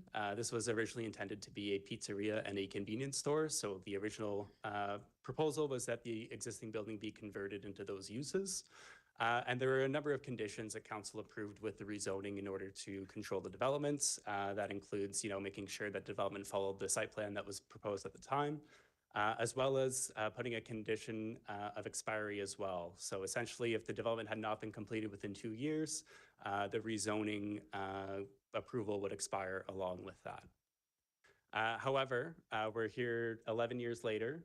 The development never materialized, so the uses were never brought into effect. The property has since been sold off to another owner, but even though we have a condition that says that the approval expires, we've never gone through the actual formal process to repeal the bylaw. So what we have is kind of a bizarre sort of holding zone where the conditional zoning agreement is still there. The conditions are still on the property, but development cannot proceed because we have a condition that says that everything's expired. So this is us basically bringing it through the appropriate process to repeal the existing conditions, and that would allow development to occur. And the reason why we're here is that this did come to us as a complaint, a bylaw complaint, that we investigated, in about September 2025. And the complaint was related to existing residential uses that had been converted in that building. There was a concern that the units were not safe. So obviously that's a very serious concern. And upon doing an inspection in September, we did notice that there were units that were created without a building permit, and many of the units were not meeting the building code. So we followed up very quickly with an order to comply to the property. And since we've sent that order, essentially the property owner has been, really willing to work with us. They really want to find a solution to this. And so our primary concern obviously is public safety for the people living in that building right now. So part of the work that's been done did include, they did a walkthrough with, I believe, the building inspector and the fire chief or the fire marshal. And there were some immediate things that were resolved, some immediate egress concerns as a result of that walkthrough. And basically what that found is that there's no real immediate safety concern now that that walkthrough has been done and those initial changes have been made. However, there's still some outstanding issues from a code perspective that need to be dealt with. So the property owner is now looking to come and apply for a building permit, but they can't apply for a building permit because the use is not permitted, and the use is not permitted because of the existing conditional zoning agreement that doesn't allow basically a new use. So we're here today to basically just help resolve this issue as quickly as we can. So this application would repeal the existing conditions. That way the property owner can come in, apply for a building permit, and that ensures that all the units are brought up to code as they should be. So this is the current proposal. Again, there's no new structures really proposed here. So you have just the existing building that would be converted into 8 units. And then, the parking would be in the rear. So the idea here is that, with the conditions that get removed from the property, essentially the development needs to follow the zoning bylaw standards for the suburban commercial zone. That zone does allow the multiple unit dwellings. And then the building itself needs to follow the National Building Code standards for safety. So we are recommending just a suburban commercial zone in this location. Overall, it is a good location for commercial uses. Again, it's an area with a lot of density. There's already commercial uses established in that area, and that intersection of Killam and Mountain Road, which we're very close to, is a pretty important one in the city. You have, the confluence of multiple transit lines that run at that intersection, so it is a good area to incentivize more commercial uses. So even though we're talking today about just allowing, the existing 8 unit to allow to basically continue, what this would do in the future is that we wouldn't put any further conditions on the property, so that in the future, if it were to develop for another purpose, it would do so according to the standards of the bylaw. So that is essentially the application that was received. So the recommendation for council tonight is to proceed with first reading to refer the bylaw to the Planning Advisory Committee, and we schedule a public hearing as well for March 16th. Thank you.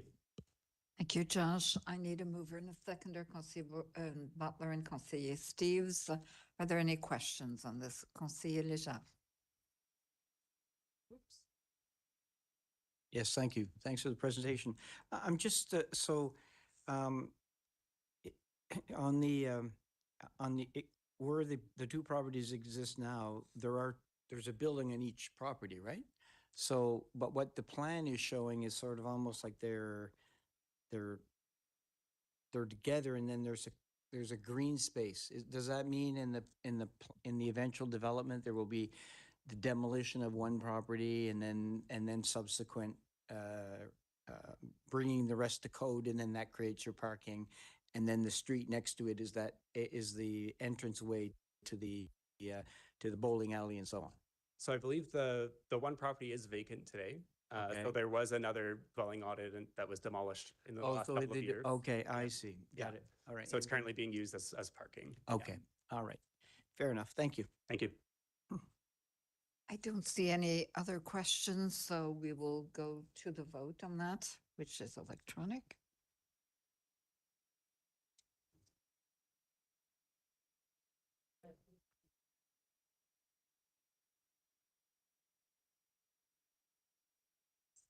Motion carried unanimously. Merci. The next introduction is an introduction to rezoning at 290 Church Street. And Josh is here once again. Thank you. So this application for 290 Church Street, many folks might just know it here as the old Moncton High Sports Field. So we have another request, again, kind of similar to the previous one, where we're looking to actually amend an existing conditional zoning agreement to allow an interim construction staging area that's related to the Atlantic Science Enterprise Center that's under construction nearby on Université Avenue. The applicant in this case is the property owner, Heritage Developments.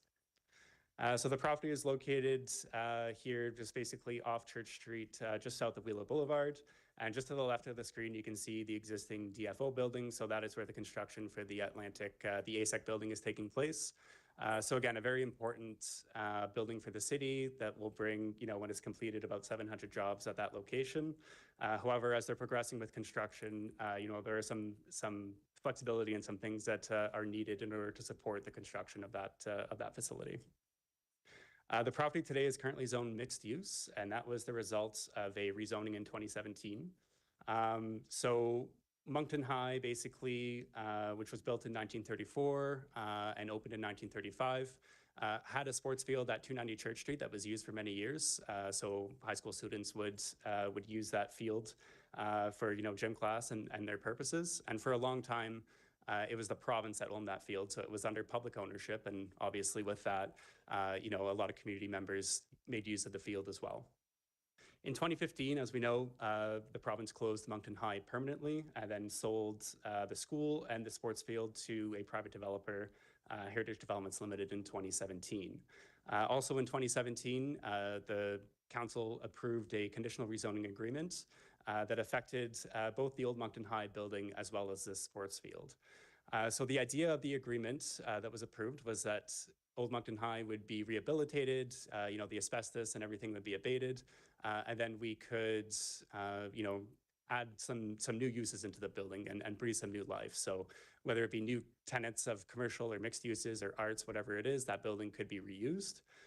And with that, 290 Church Street was identified and approved as an off-site parking. So as the Moncton High building filled up and as parking spaces on the old Moncton High property filled up, there was an approval that would allow 290 Church to be converted into a parking lot to support the redevelopment of those uses. So that approval is still in place today. It's still in effect, and they would have the ability to convert this land into a parking lot. However, the only reason why it hasn't been is because the building, as we all know, Moncton High, unfortunately remains vacant today. And so they haven't met the conditions in the original agreement in order to develop a parking lot. But that approval is still valid. Fast forward to December of 2025, we did receive an application for a temporary use to allow a driveway that would connect the Vitalité parking lot over to Church Street. So this would be a temporary access that was needed. Currently, the Vitalité workers access their lot from University, but that access will need to close for about 2 years, and the closure is expected to start this spring. And the closure is directly related to the construction of the ASEC. So for 2 years, there's going to be a driveway that comes off Church Street to access the Vitalité parking lots. And so this was an approval that was granted in December. However, the temporary use, the PAC can only grant an approval for up to 12 months. And so this rezoning would allow the driveway to have remained for the 2 years that it will be needed. It will also allow a broader staging area on the field if council wants to approve it. So here we can see the current proposal. So on the right-hand side is the ASIC under construction. If you can follow this kind of purple line that we see at the bottom of the screen, that would be the access to the staging area from Université for construction vehicles. So even though the access is being closed into the parking lots, there will be an access that remains for construction vehicles entering the staging area. And then on the other side of the screen, in orange or yellow, whatever color that is, coming in off Church Street, that would be the access into the Vitalité parking lot, which again is only temporary for about 2 years as the Université access is blocked off. Once the Université access reopens, this access from Church Street will be closed, and the staging area will continue to be accessed from Université as well. In terms of what's going to be proposed for the staging area, you're going to have a number of construction trailers, which you can see on the left-hand side. So these are essentially temporary offices for workers, contractors, that sort of thing. In the middle, we do expect some storing of equipment, whether that be mobile cranes, trucks, construction equipment, and other materials that would be stored as well. Prior to coming here this evening, the construction manager for the project, that is Pomerleau, did host an open house, and basically they wanted to gain resident feedback before coming to council for a rezoning. So we held an open house on February 4th. Notification was sent out by mail to 220, just over 220 property owners in the area that you can see on your screen there, bounded by red. So it's an area that is bounded by Wheeler to the north, Université to the west, Mountain Road to the south, and the CN rail line just east of Church Street to the east.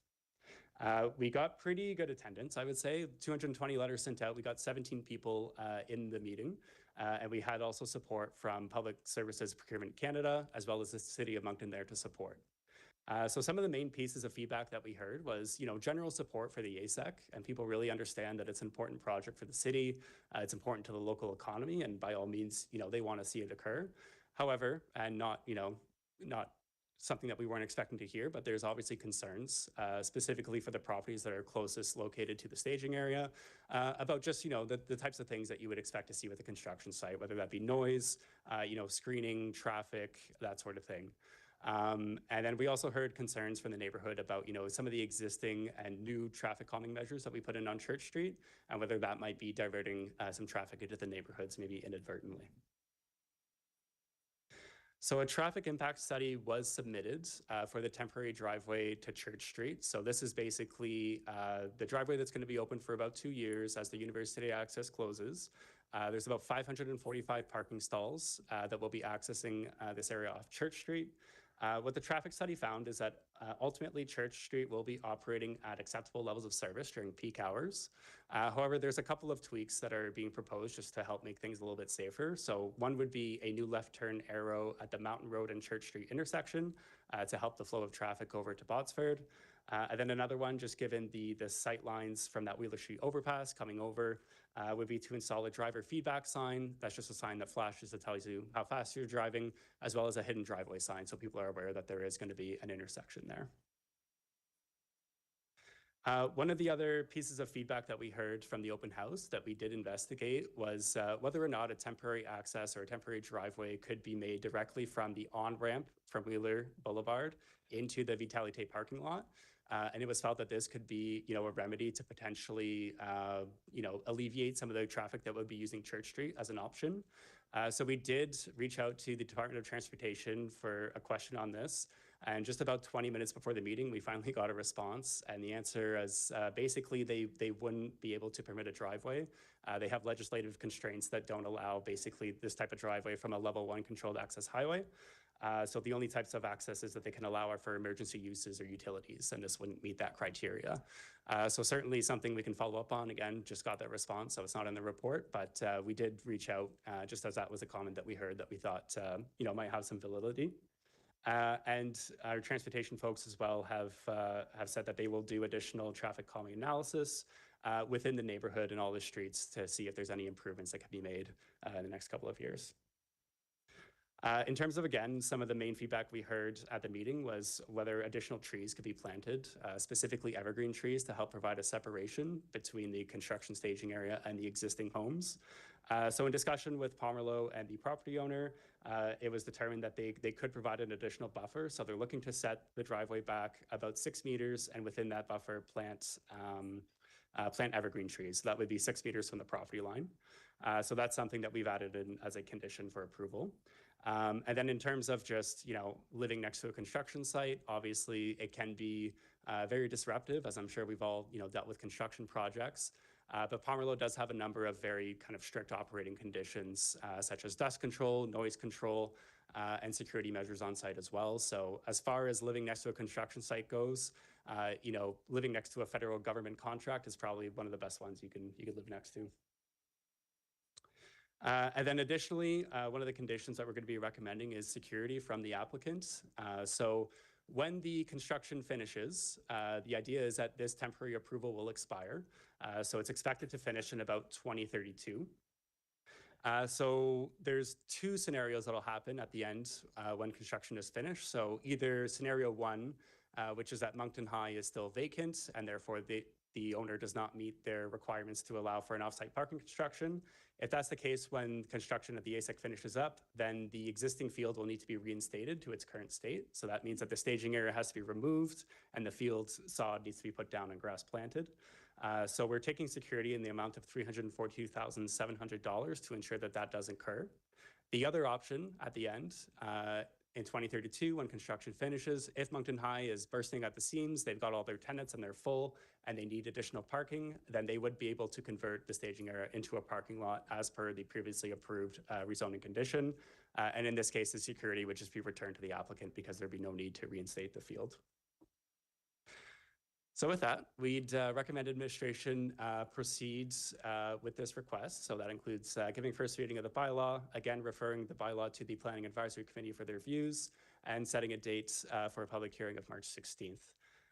And then we do have a number of conditions. The conditions are really just, we really want to make sure that the approval is tied to the construction at the ASEC. So once the construction finishes or a period of 8 years expires, the staging area needs to be removed. Again, we're going to take that security to ensure that the field will be reinstated if Moncton High is not full. And then just some other conditions related to the tree planting, local government service easement for any infrastructure that might be installed, and just generally following the plans as submitted. Thank you very much. Thank you, Josh. Conseiller Crossman, do you wish to move the recommendation? I do, Your Worship, and I have a question. C'est beau. Conseiller Leblanc, would you second? C'est beau. Merci. Go ahead, Conseiller Crossman. Thank you, Your Worship. Josh, just a quick question. I'm not really secure on the security amount. 342,700 is in today's dollars, and we're looking at 8 years down the road. So should I make an amendment to put this up to $500,000 for security? Because pricing's not going to go down anytime soon. And the abuse that field is going to take for setup may be very costly down the road. So I'm just curious. I see Renee's coming to the mic. And I don't know if I'm in the proper channels at this point, Mr. CEO, to even challenge this publicly, but I'm going to. Thank you for the question and the valid concern. What we can do is just go back to the estimate, which was validated by the engineering team at the city, and just to make sure there was actually a construction cost index built in there. So it's a valid concern, and we can bring back that information because we are at the introduction here, so we do have time for that. Okay, as long as you have time for that, that's why I'm throwing this out now. I just find it's a small amount over 8 years, especially when you're coming to some sort of land. I guess putting it back in the original state is what we're looking at. So if you wouldn't mind, I would appreciate that. For sure. Great. Thank you, Your Worship. Merci, Conseiller Bourgeois. Conseiller Bourgeois. Ah, j'ai compris, Butler. Merci. Councillor Bourgeois. Oh, sorry, I understood Councillor Butler. Thank you for the presentation. 7 a.m. to 5 p.m. Is that the regular time that we encourage construction, or nobody raised any stink about it so far? Thank you for the question. So that's not something that we're regulating for this specific project. I think the city does have a noise bylaw that would include hours of construction, which I'm not sure offhand what it would be. But for this project specifically, they're proposing to just work within those hours of 7 to 5, Monday to Friday.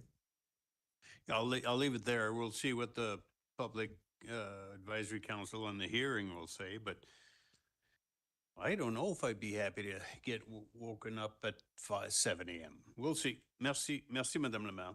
Merci, Conseiller Richard. Merci, Madame Asterio. Thank you, Your Worship. Josh, I'm just wondering, I mean, you don't have to answer this, but I'm in my head, I'm wondering what was their alternative for Vitalité parking, the employees that are parking there? I mean, without this, and they have to block that other end off, what was their, I'm always wondering, what was their alternative without this? Yeah, certainly. So a number of alternatives were looked at. There's different points of access to the Vitalité lot through the neighborhood. So through like Ralph Street, through Henry, Lute Street. So there's actually direct access through those areas that we looked at as well. But, you know, this was happened, you know, last year before it went to PAC. So there was multiple alternatives that were examined. Some of them, you know, just public land basically, so they wouldn't need a private property owner, but it was felt that, you know, this access from Church Street would have the least amount of impact on the neighborhood. And that's why, you know, we finally selected that option. And I appreciate that because I couldn't see anything else. Along the lines of Conseiller Bourgeois, the timelines and the noise, will we know what kind of noise monitoring will be happening? What do they have? Do they have something that will be tools that will be monitoring that noise, or? Yeah, so they actually have noise, like decibel meters that read noise on site. So that's something that they monitor frequently. And then they're limiting basically their construction vehicle traffic to 10 kilometers an hour. So just on site, everything should be calm and slow. And then they have decibel readers as well. So if things start to get too noisy, that's something that the construction manager will follow up on and address. I won't ask you for what decibels where they are accepting, but I hope that you guys are going to follow that. I'm hoping in the next presentation that there's a set of traffic lights at the corner of, or at Church Street where they're going to come out. I'm not sure that I agree with just a stop sign and some added flashing lights at the top of the hill on the overpass. I don't feel that's going to be enough, but that's just a personal opinion. I found another alternative, and I'm not sure, I might not make any friends in that neighborhood, but Henry Street from Mountain Road goes straight to that property. There's if you bring it up on the map, there's an opening, it's probably the same width as Henry Street that could go up through there, if that's an option or not. I'm not asking you tonight, but I think that should be looked at. That would be another option for people to come in and out of, not just so you're not congesting at the corner of Church Street. And c'est tout. Merci. Merci. Merci, Conseiller Richard. I don't see any other questions, so we will go to the vote.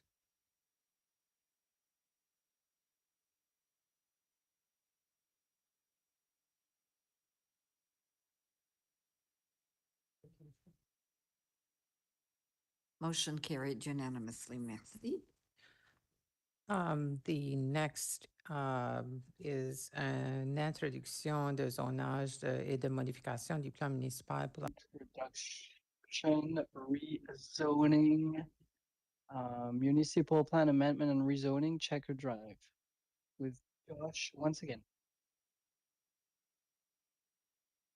This was another application that we've received on behalf of Casey Concrete Limited for their site just off of Barry Mills Road and onto Checker Drive. So this is to redesignate a portion of the property from community use to industrial, as well as to rezone a portion of the property from open space and conservation to industrial park. This application will basically accommodate their existing facility, and as they look to expand and do outdoor storage and other things, provides a little bit more flexibility with their site. So the property is located here just off Checker Drive, which is just off of Edinburgh Drive. It's a very short street, Checker Drive, so if you're not familiar with it, that's all right. The property does have quite a bit of frontage as well onto Barry Mills Road.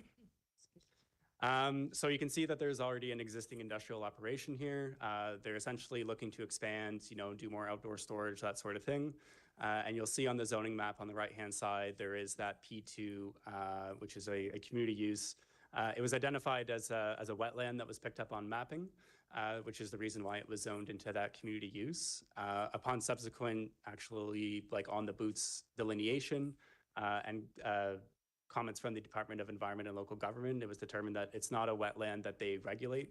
So it's under a certain size, and essentially there's absolutely no regulation stopping the infill of that wetland.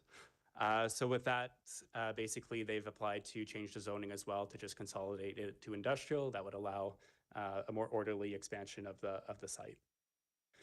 With that application, there's also a change that needs to happen to the generalized future land use map. So we're into a municipal plan amendment, which adds us an extra step. So both the zoning map and the generalized future land use map have picked up that environmental feature. But again, we're looking to remove that and just zone it to industrial. And then on the right-hand side, we're actually looking at a future road. So this is still conceptual, but if we're looking, long-term down the road, Checker Drive, if you were to draw a straight line, as we have on the screen, and continue to the left-hand side, you would end up at, I believe it's Debrise.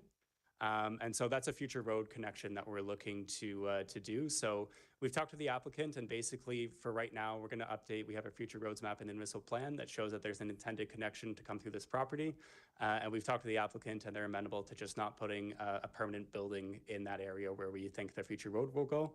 So this is an update that we'll do just as we're already into a municipal plan amendment for the environmental feature. And this is the site plan that was submitted.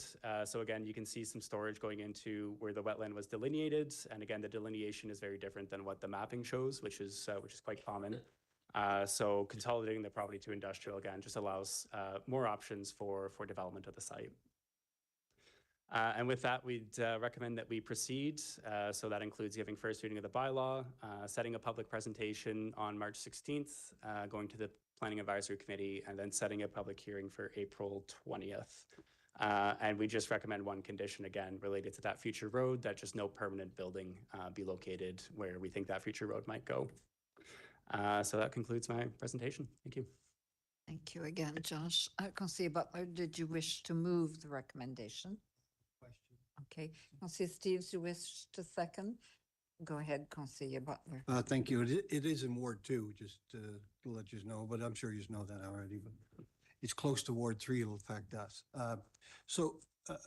Josh, the only thing that I would ask is that there's no, with all this storage that's going to be in the back, I don't see any traffic plan in this. Has there been a traffic plan done? There's not been a traffic impact study done for this one, and just given the volume of traffic, I guess, wouldn't warrant a study necessarily here. Well, it seems like there's going to be a lot of storage, so for sure there'd be more than what we have right now. And there's always an issue with people trying to get out of Checker Drive onto Edinburgh Drive to get to especially the big trucks. So I'm just wondering that if they would think about maybe moving that driveway, even if it's back farther. Is that their property that goes back farther? There's a couple other PI numbers there, or PID numbers on that would be just south of Checker Drive. Yeah, maybe if we could bring up the presentation again, if I could just see that site plan. Yeah, it's always going to, you don't have to bring anything up. I'm just saying that when it comes to back to council, I'd like to know what the traffic impact study would be if there was one done. If not, maybe we should, because I mean, that place is really packed now at peak times with people coming in and out. Yeah. And that driveway where it is, it's a bad place anyway. It was never, I don't think it was designed for the future. Checker Drive was ever meant to be that much traffic coming in and out. So I'll leave that with you and go from there. No, thank you for those comments, and we agree. And we've done certainly previous traffic studies on Barry Mills, and obviously, yeah, there's a lot of queuing, a lot of congestion, certainly at peak hours. So we're aware that upgrades are going to be needed in that general vicinity. So we can have another look from a traffic perspective as well. Thank you. Thank you. Thank you, Councillor Bourgeois. Merci, Madame la Maire. I hope Councillor Butler is not. Councillor Bourgeois, thank you, Your Worship. Here's my question.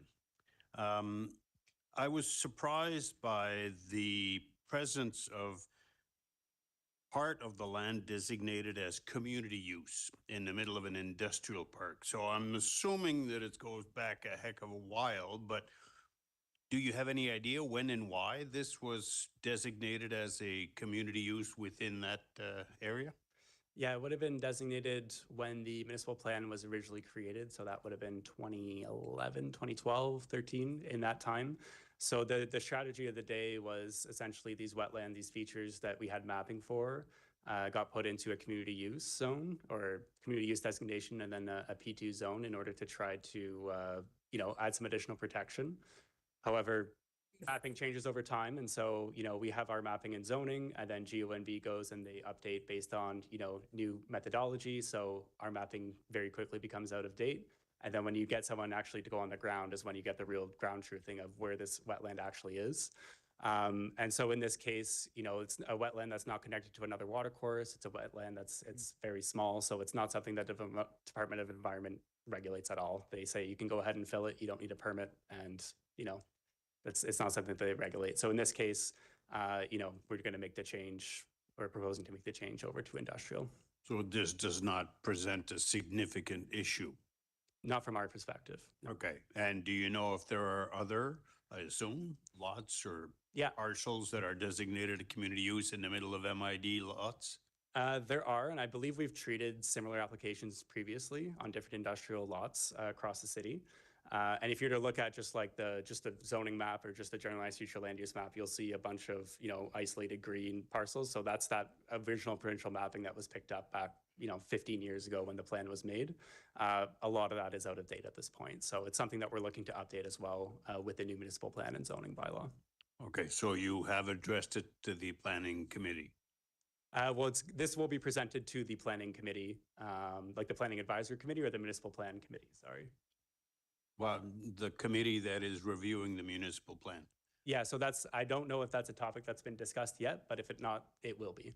Yeah. Thank you very much. Merci beaucoup, Madame la Maire. Merci. I don't see any other questions. We will go to the vote. Thank you, Your Worship. Thank you, Josh.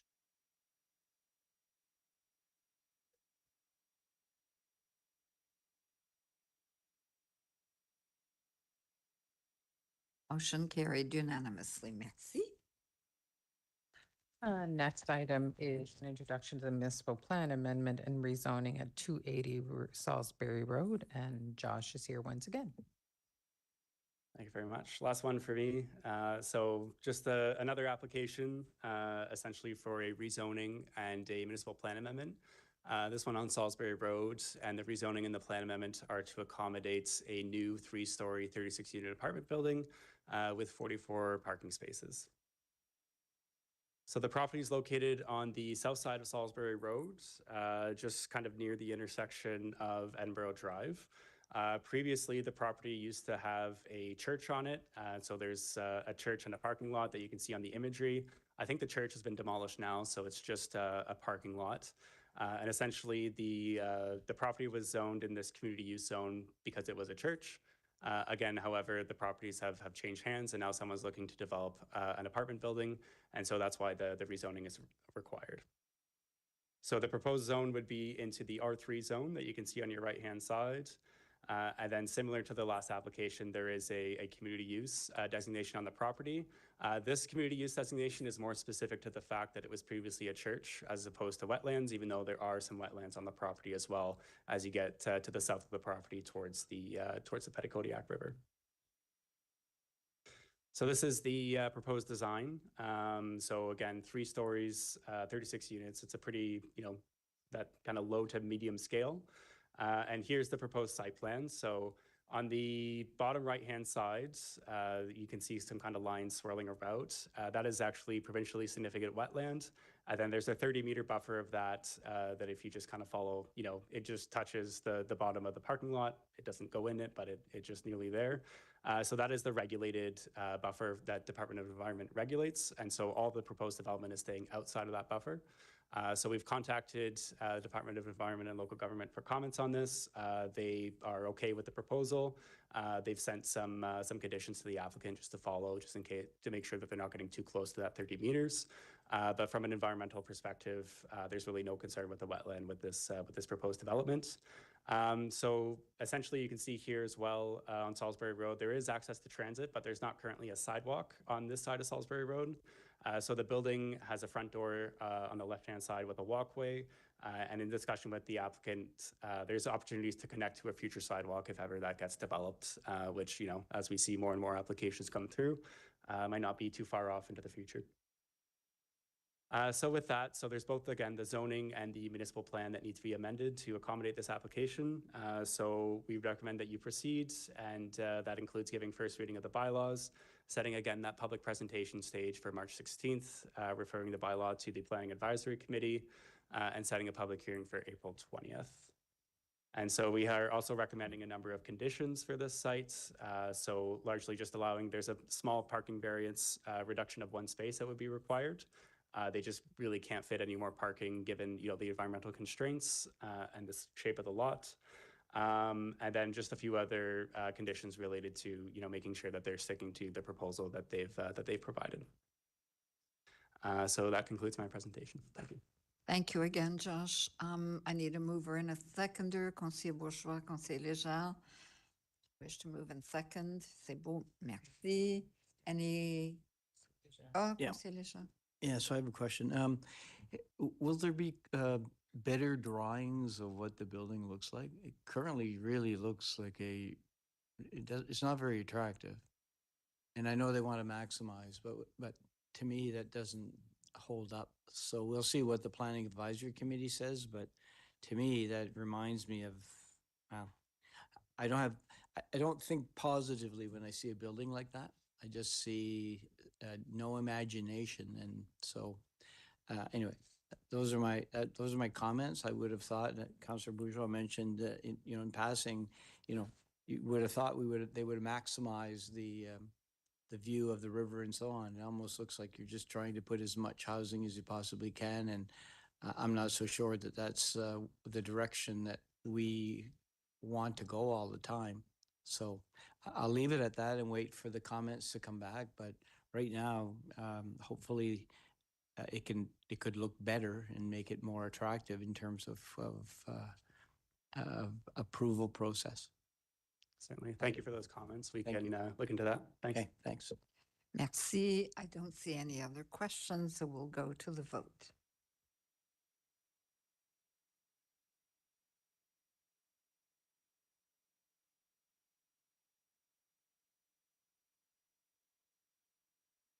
Motion carried unanimously. Merci. The final planning matter coming before council is a public presentation for rezoning Vision Lands, and I believe that Jim Scott and Josh Davies are here to do that presentation. Bonsoir, Jim.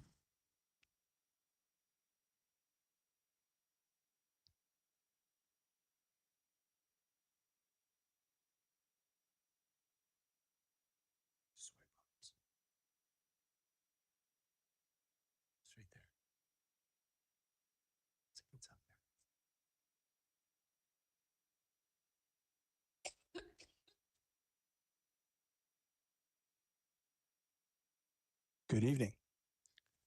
Yeah, so in a similar style to what we did at the introduction, I'll provide a few administrative points and then turn it over to Jim. And appreciating that this is such a big file with a lot of different parts to it, rather than stand up here for an hour and a half and talk about the totality, we've tried to break it up into specific sections. So this presentation will differ a little bit from what we did previously, and Jim will talk a lot about the regional park and infrastructure and ultimately how we're going to get people moving around in this area. But when we get time, if there are questions, we can certainly jump into any part of the plan that council would like to discuss. So again, this is an evolution of a plan that dates all the way back to, well, 20 years now in 2006, when the original concept plan was approved, and that was subsequently updated in 2011. And that current secondary plan, as it exists today, is very aspirational and acts as a guide to what may be possible in the Vision Lands. The proposed secondary plan, through a lot of hard work and review from a lot of partners and a lot of players, has resulted in a product that we feel will assist turning those aspirations into our reality.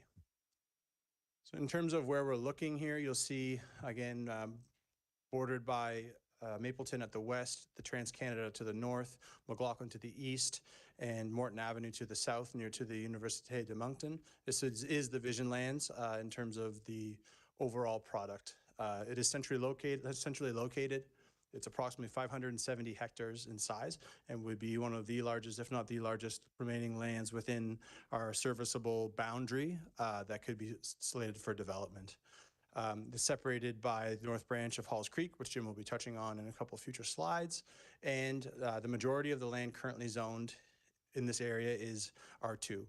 So that 2-unit dwelling, which is sort of acting as a base layer for our zoning before we can come in and effectively master plan it as we have proposed to do today.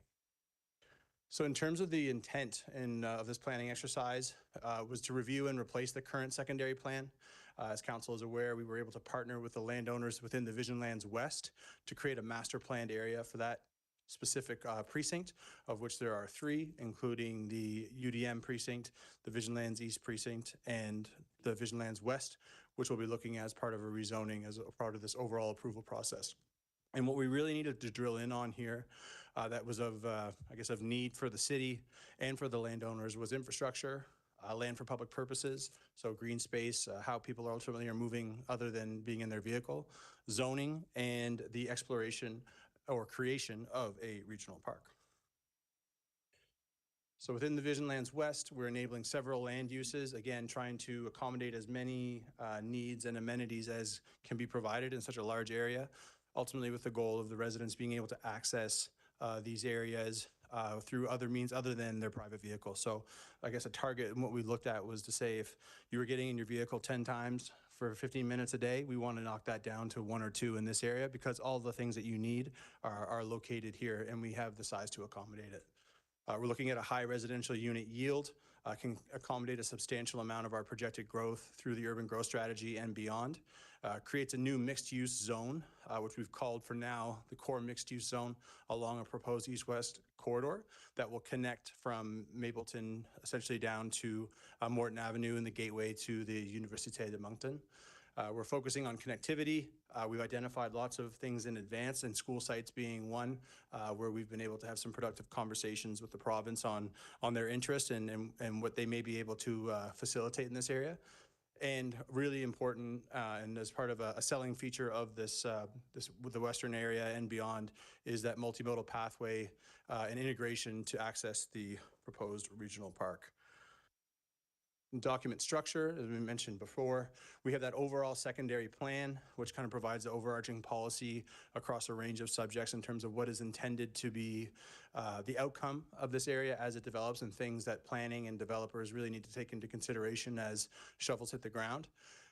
We have then broken it out into 3 separate precincts, which effectively will act as chapters within the plan that are area specific, that being the Vision Lands West, which is a part of this approval process, and the Vision Lands East and Université de Moncton, which will come when they are ready, and a component of the regional park as well, which was a very popular topic of discussion when we were working through our public engagement. So in terms of amendments, there's a lot to this. In terms of existing documents. So we have rezoning for the Vision Lands West precinct. We're looking at an amendment to the zoning bylaw. As I mentioned, we are creating a new zone. With that comes development standards and lot requirements. We're looking at a height precinct. So similar to Station Yards, we're looking at kind of allowing height in certain areas and allowing it to change and not be just a flat rate. We're looking at ground floor commercial requirements.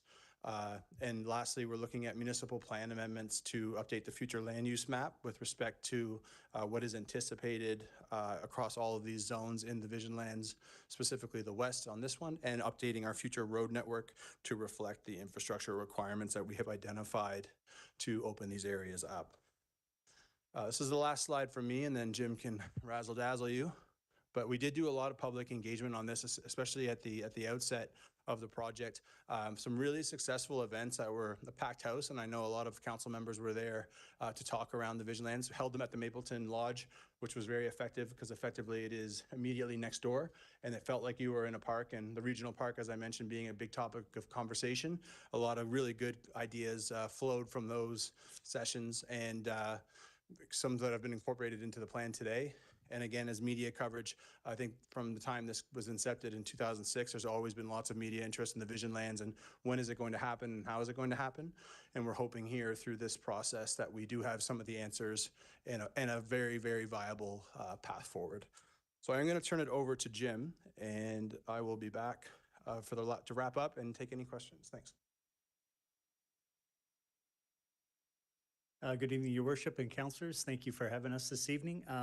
The last time we met, during the introductory part of this, you were introduced to the plan and the fact that we had between 14 and 16,000 new residents built into a master planned area, and also the fact that would bring us about somewhere in the range of 40,000 new residents in this area. So it's very important that we made as much of the lifestyle, daily lifestyle of residents built into our master plan. As Josh alluded to, that we want this to be a place where it is as complete a community as possible. Shopping, your daily lifestyle requirements, your activity, your recreation, your social movement and social relationships all be built in the master plan. So the master plan is all about creating a comprehensive product along those lines.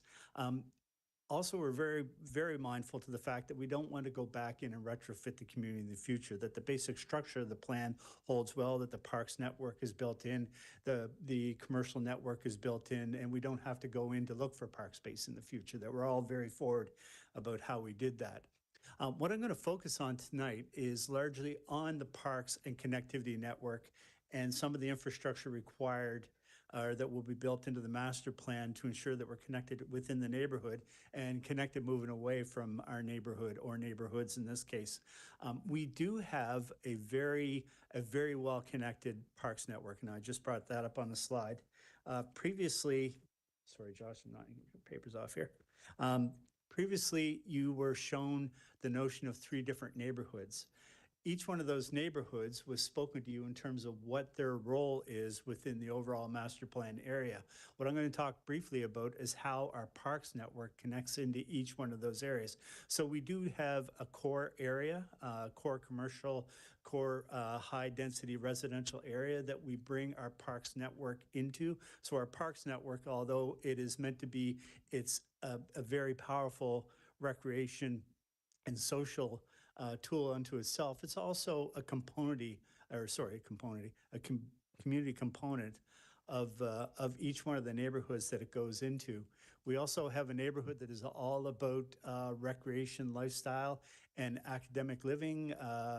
This is the east side, the east neighborhood of our master plan, where we have located our schools, our recreation centers, and is where the largest connected piece of park space is located. Finally, the third neighborhood that you looked at last time is a lot about workforce living, the opportunity to live in an area where you are moving in and out of an area into the city for work reasons or family reasons on a daily basis. And we bring trail networks and active transportation systems into those neighborhoods to ensure they have good connectivity. So although they may not live right inside of a park, they would be very close to a park and would have connectivity. And a good portion of their life is leaving the neighborhood to go to work. So we provide a different lifestyle context. In terms of what we're building and how we're connecting all this, one of the core components that we began with was the Panacity Trail, which I've just brought across the screen there. And we've taken that, we've placed that within the plan. It moves from the university lands and further down, of course, across toward Mapleton Park. And we've ensured that we have connectivity from the Panacity Trail up into our development through the core areas of our parks network. So in one case, if we look at the top of the screen, we go along a hydro line, and the core park area to the east side of the screen carries trails that connect us to Panacity, so we can get across the city, and ensuring that this is a natural type environment, and we tend to move forward with design concepts that retain that character and identity in the trail network of this area. That connectivity further reaches into our neighborhoods along several either parks or purpose-built trails within our neighborhoods. So we have a grid neighborhood model in place, and our trail connectivity ensures that we go along with that. Extending from this parks network and this trail network, we connect with an east-west connector that, as Josh alluded to, was where we have our separate trails along the edge of the street. We have a multimodal trail. And this is a very important asset and is really the key to unlocking all the vision lands, is this and the services contained in that road. The extension of that goes into neighborhoods with additional active transportation network pieces. So overall, there is a connectivity model that includes trails that go through park networks. There are trails that go independent of parks but move through neighborhood areas, through backyard trails or side yard trails. And there's also active transportation pieces that are themselves trails along the edge of streets and sometimes incorporated into streets. So we have a broad transportation network. Again, that piece at the bottom, the east-west connector, is an important piece. What's really important about our parks network here, and I think this was brought up, I noticed in the questions from last time, is that we have a responsibility when we are building parks now to build park spaces that we are able to sustain. So we know that a lot of our parks are presently under some stress in being able to get access to good, healthy water and root systems. So the park network that we have built here includes the collection of stormwater from adjacent development areas, bring it into our parks so we ensure that we're able to sustain our forest cover that we have within our parks and retain that natural character. To that park piece, now our overall park piece is about 250 acres in size. So that's quite comparable to what we have throughout the city relative to regional parks. So if we compare that, to example, to Centennial Park, that's 216 acres. The Riverfront Park is at 214. Not fair to compare, but we'll anyway, quickly. I'll go back to that. Sorry, Irishtown Nature Park, which is over 2,000. In fact, this is Canada's second largest municipally owned nature park, just barely beat by a few acres by one in British Columbia. And then right beside us is Mapleton Park, 227 acres. So we are in size very similar to the rest of our regional parks that serve adjacent neighborhoods. We've always anticipated that Mapleton Park and this park will work together as one really great park address, providing similar assets and similar character to residents. So we've been, we just want to make sure that you had an understanding of how the Parks Network was developed, that it was the foundational and backbone to our network and our structure of all of our neighborhood addresses, the Parks Network, because we know this was a very important piece starting out.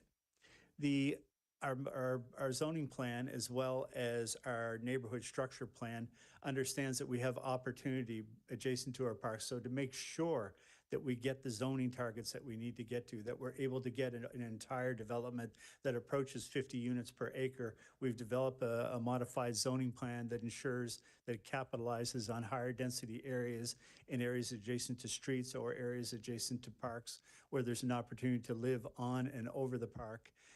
And then several other types of residential units spread throughout our three neighborhoods. The structure plan, and again, I'm going to make this point about the east-west collector. This is a very important component of our plan, and Josh has been working very hard on establishing the administrative foundation to that and beginning to look at some of the potential funding opportunities to building that. But this is the key to unlocking our plan. We are fortunate that through our lands for public purpose, as well as the purchase of some land, we can get our parks to that 250 acre size that we really want to get this to and establish the type of community that we want to live in. So Josh, I'll let you wrap that up. Thank you, Jim. And just so, because this is a public presentation and there's still more work to be done, tentatively planning to go to the Planning Advisory Committee next week. So the recommendation at this stage is that Moncton City Council proceed with the listed amendments and that we are confirming our public hearing for April 7th of 2026. So we'd be happy to take any questions, and thank you very much. Thank you, Josh, for your presentation, and Jim, for yours as well. Councillor Richard, you wish to move the recommendation? And I'd have a comment. Okay, good. Looking for a seconder, seconded by Councillor Bourgeois. Councillor Richard. Thank you, Deputy Mayor. Thanks for the plan. Great presentation. Jim, you're always on it. And I find it such a thorough and positive way to go forward and kind of keep future councils out of this, maybe some unnecessary rezoning in the future. So I think this is really great plan. When we talk about green infrastructure, Jim, when you brought up that all of a sudden there was a wave of green that came up on the screen. I love the way you do that. Incorporating green spaces and vegetation. I hope we can protect as much as possible that's already there, because your green was going over the map and you could see the trees that are still physically there. And just hoping that we make sure that we keep as many as we can there. That's all. My sleep. Thank you, Councillor Richard. Councillor Legier.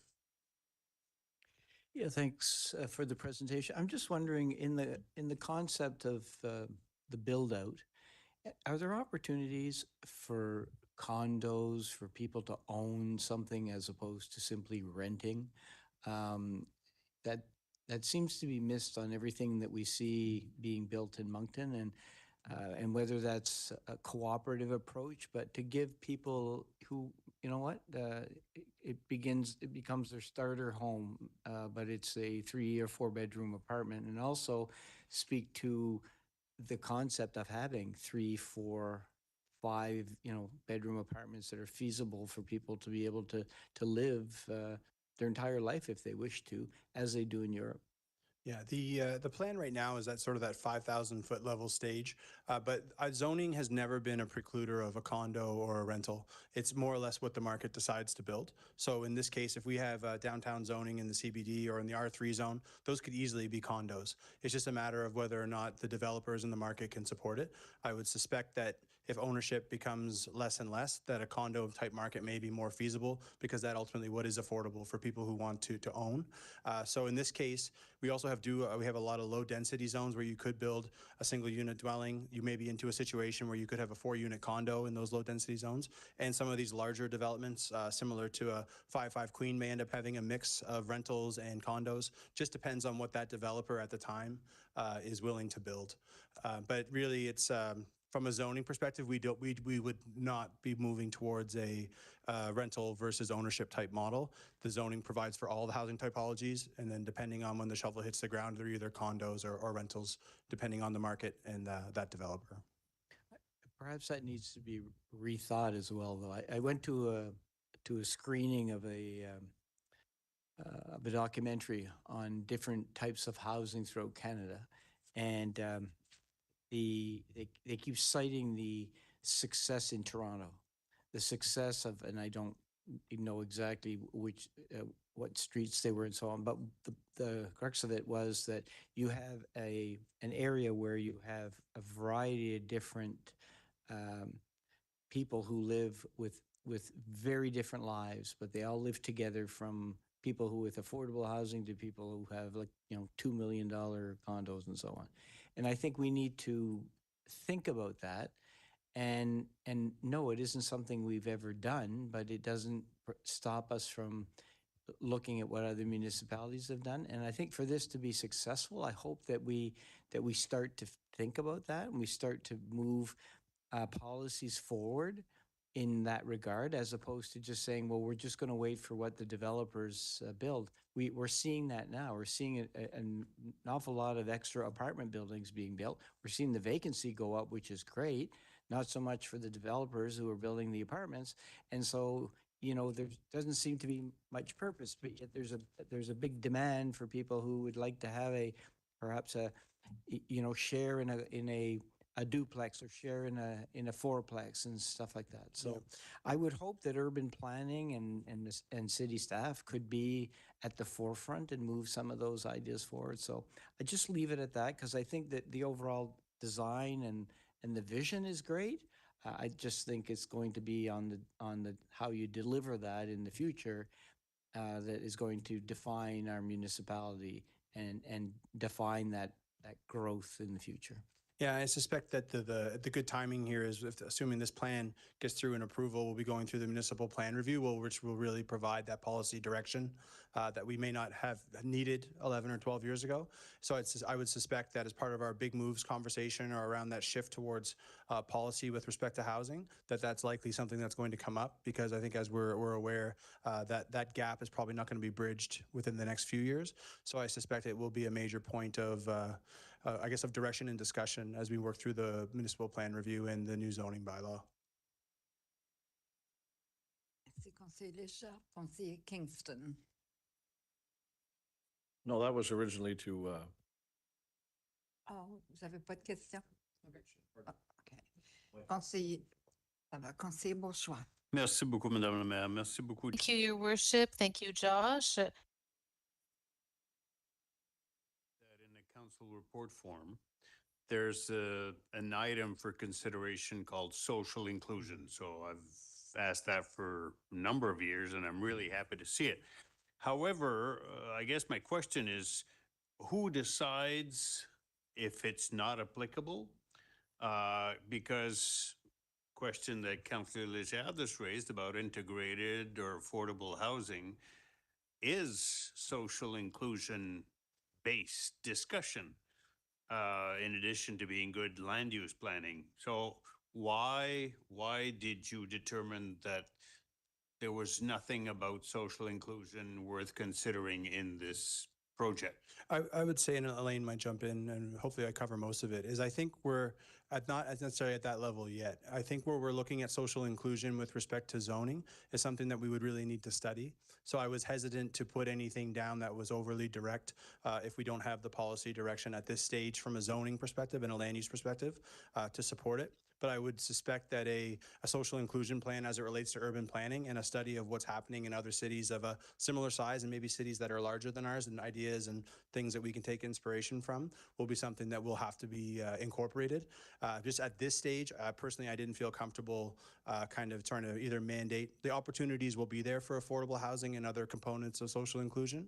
But at this stage, I think once we get a little more solidified in what our approach will be for that as a municipality, whether through a study or an assessment, would be the time to really kind of flesh that out based on good policy that then I would, in the future, that social inclusion component will be spoken to in a better position than I can today.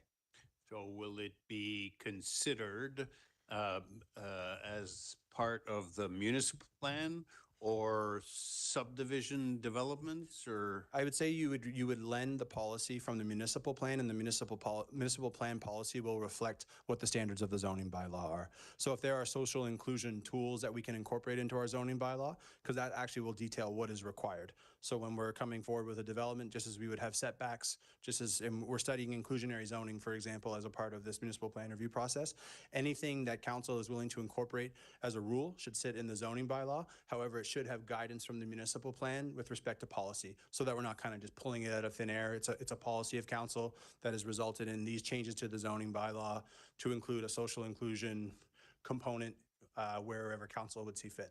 Okay, I'm just making sure that it's not forgotten because there's going to be an election in a couple of months. Maybe all of us will be gone, maybe, you know, that kind of stuff. All right, merci. Second question, in the document, j'ai lu le document en français, la version. I read the document in French. I don't know what page it's on, but eventually we say, after conversations that took place with the local school district, there were considerations about the construction of a school. Well, there are two school districts. So did you consult both of them? We had a conversation with the province. I think the conversation took place with the province. So maybe it's an English school or a French school. There are two locations on the west side of the Vision Lands. So there's some opportunities on the eastern side as well. Okay, because in the report it says the school district, but you actually mean the province. Yes, so I guess we have to rely on the province to protect both linguistic groups. Now, my last question, it's similar to the first. Incorporate or require force developers to conduct what is called crime prevention through environmental design, CPTEDs. Is it, again, when it comes down further down the line, when there's subdivision development, or is it something that we can sort of impose? Because I think it's to the advantage of everybody, including developers, that we design developments to minimize the risk of crime. It's becoming more of a, I guess, a popular topic, especially in established areas. But what I would say, again, similar is that if the city comes forward with guidelines similar to what we do for subdivision standards and roads, that if there are going to be in the future, something similar for SEPTED, I know that we're talking around incorporating some of those into the downtown as we move forward. That'll be something that constantly evolves. And by the time that east-west collector starts to get built, we'll probably be in a better position to identify those things, whether it's on public or private property, because there's roles to play between, I would say, the two, not just one or the other. OK, merci beaucoup, Josh. Merci. Jim. Merci, Madame la Maire. Merci. Donc, so we have a motion that's been moved and seconded, and we can now, there are no questions, we'll go to the vote. Merci.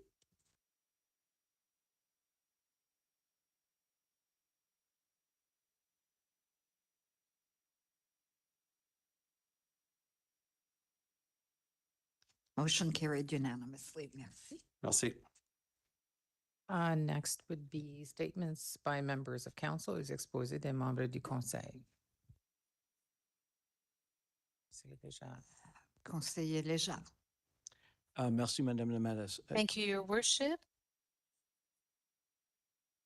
The Boys and Girls Club on they hosted a Black History Month get together on Friday, and it was really well attended, and certainly put a lot of emphasis on sharing ideas, and it was really nice to see, and certainly there was a lot of enjoyment within everyone who participated.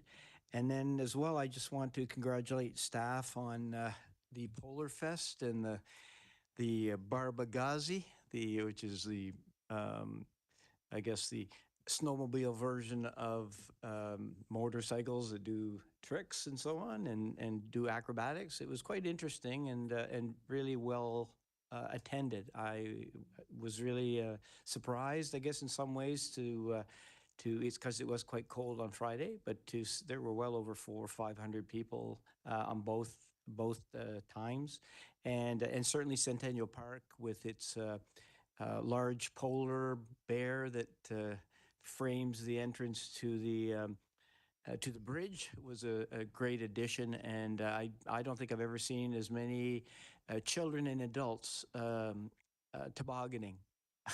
And I have to say, it was really nice to see, and how people were enjoying it, and also the skating area was really well taken care of, and as usual, staff went way beyond. So I just wanted to say it was ideal as well for weather. So everything, it ticked off all the boxes, and certainly I think people by and large skating at the Avenir Center and getting free hot chocolate were very impressed. So merci au personnel and everybody involved. Merci. Merci, Conseiller Léger. Conseiller Crossman. Thank you, Your Worship. My only comments this evening are to Mr. CAO. At the January 19th and February 2nd public council meetings, I publicly requested that the chair of the Kodiak Regional Policing Association come before council to provide an update on the recent changes with the CRPA. Has this happened? Where are we at with regards to my request? Thank you for the question, Councillor. So at this point in time, we've already had a meeting with the mayor and the chair of the CRPA, the new chair.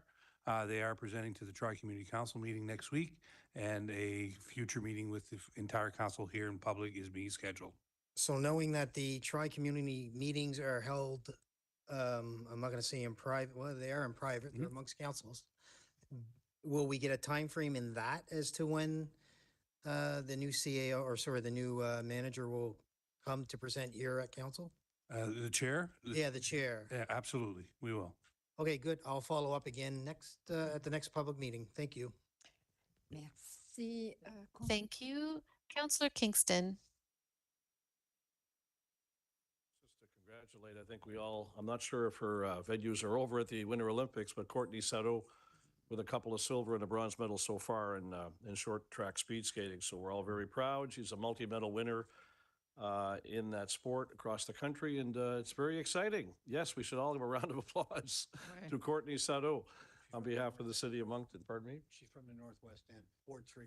Northwest End, Ward 3, I'm told by Councillor Butler, but anyway, congratulations, Courtney. You represent Moncton, Canada, and the province very well. Merci beaucoup. Thank you, Madame Addis. Thank you. Merci, and thank you, Councillor Kingston, for mentioning Madame Sarro. Actually, I had some notes here on behalf of council.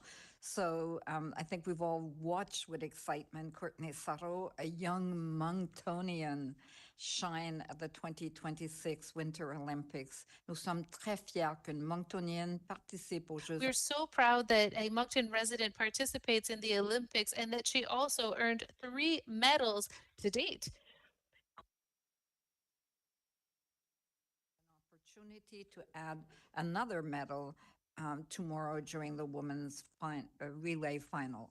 Donc, au nom du Conseil municipal de Moncton. So on behalf of the Moncton Municipal Council and residents of Moncton, we congratulate you, Moncton, for these exploits, and we wish you good luck tomorrow. You're going to be responsible for organizing the celebration. Donc, merci beaucoup. Merci à tous. Thank you, everyone. Next is reports from administration, les rapports de l'administration, and there is one before council this evening. Modification proposée dans le programme de recevage des rues. Sorry. This is a street resurfacing project. The report Part of the 2026 Capital Works Budget Street Resurfacing Program. Bonsoir, René. Bonsoir. I think I'm going to keep this very short. As explained in the CRF package, we were proposing to resurface Ward Street as part of the 2026 Capital Works program. But when we did the evaluation of the underground infrastructure, namely the sewer infrastructure, we found that we need to replace that pipe under Ward Street. So we'd like to propose to postpone Ward Street and bring it to a street reconstruction project, which is a different program, different budget. So as a replacement for this year, we would like to resurface a section of Berry Street, which is in the same ward. And Ward Street would again become reconstruction in the near future. We expect to have it in the short-term capital works plan. We haven't decided the year yet, but we can definitely have a closer look at that. I'm here to answer any questions if you have any. Thank you. Merci, René. Conseiller Richard, est-ce que vous voulez proposer la motion? I need a seconder for the motion. Donc, Conseiller Butler, merci. Are there any other questions? Donc, il n'y a pas de questions. Donc, on va procéder au vote. There are no questions. We will move to the vote electronically.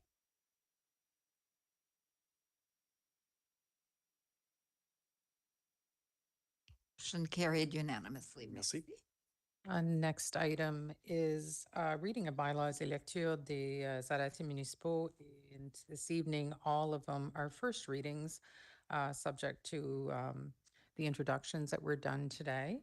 And council's already given me permission to give readings, the first reading.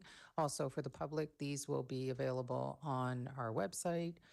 We can email them, we can send them via mail. They will be there for 14 days. Okay, 11.1 is a bylaw amendment of the City of Moncton zoning bylaw, being bylaw Z 222.62, 31 Killam Drive. It's a first reading. Arrêté portant modification d'arrêté de zonage de la ville de Moncton sur l'arrêté Z 222.62, 31 Promenade Killam, c'est la première lecture. 11.2, a bylaw amendment of the City of Moncton zoning bylaw, being bylaw Z 222.61, 290 Church Street, ASEC. First reading. Arrêté portant modification de l'arrêté de zonage de la ville de Moncton sur l'arrêté Z 222.61, 290 rue Church, CESA, première lecture. 11.3, a bylaw amendment of the City of Moncton zoning bylaw, being bylaw Z 222.64, Checker Drive, first reading. Arrêté portant modification de l'arrêté de zonage de la ville de Moncton sur l'arrêté A bylaw and amendment of the City of Moncton zoning bylaw Z dot dash 222.64 Checker Drive. the City of Moncton's municipal plan being bylaw Z 122.17 Checker Drive, first reading. Arrêté portant modification A bylaw and amendment of a bylaw relating to the adoption of the City of Moncton municipal plan being bylaw Z 122.17 Checker Drive, first reading.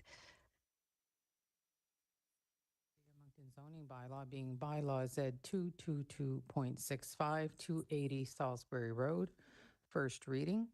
Arrêté portant modification de l'arrêté de zonage. A bylaw amendment of the City of Moncton zoning bylaw being bylaw Z 222.65 for 280 Salisbury Road, first reading. Of a bylaw relating to the adoption of the City of Moncton's municipal plan being bylaw Z 122.18 280 Salisbury Road, first reading. Arrêté portant modification de l'arrêté. A bylaw and amendment of a bylaw relating to the adoption of the City of Moncton municipal plan being bylaw Z 122.18 280 Salisbury Road. This is first reading. Thank you, Madam City Clerk. This is the end of the meeting. We can adjourn. Councillor Hichard, you move? Do we need to vote? Thank you, everyone.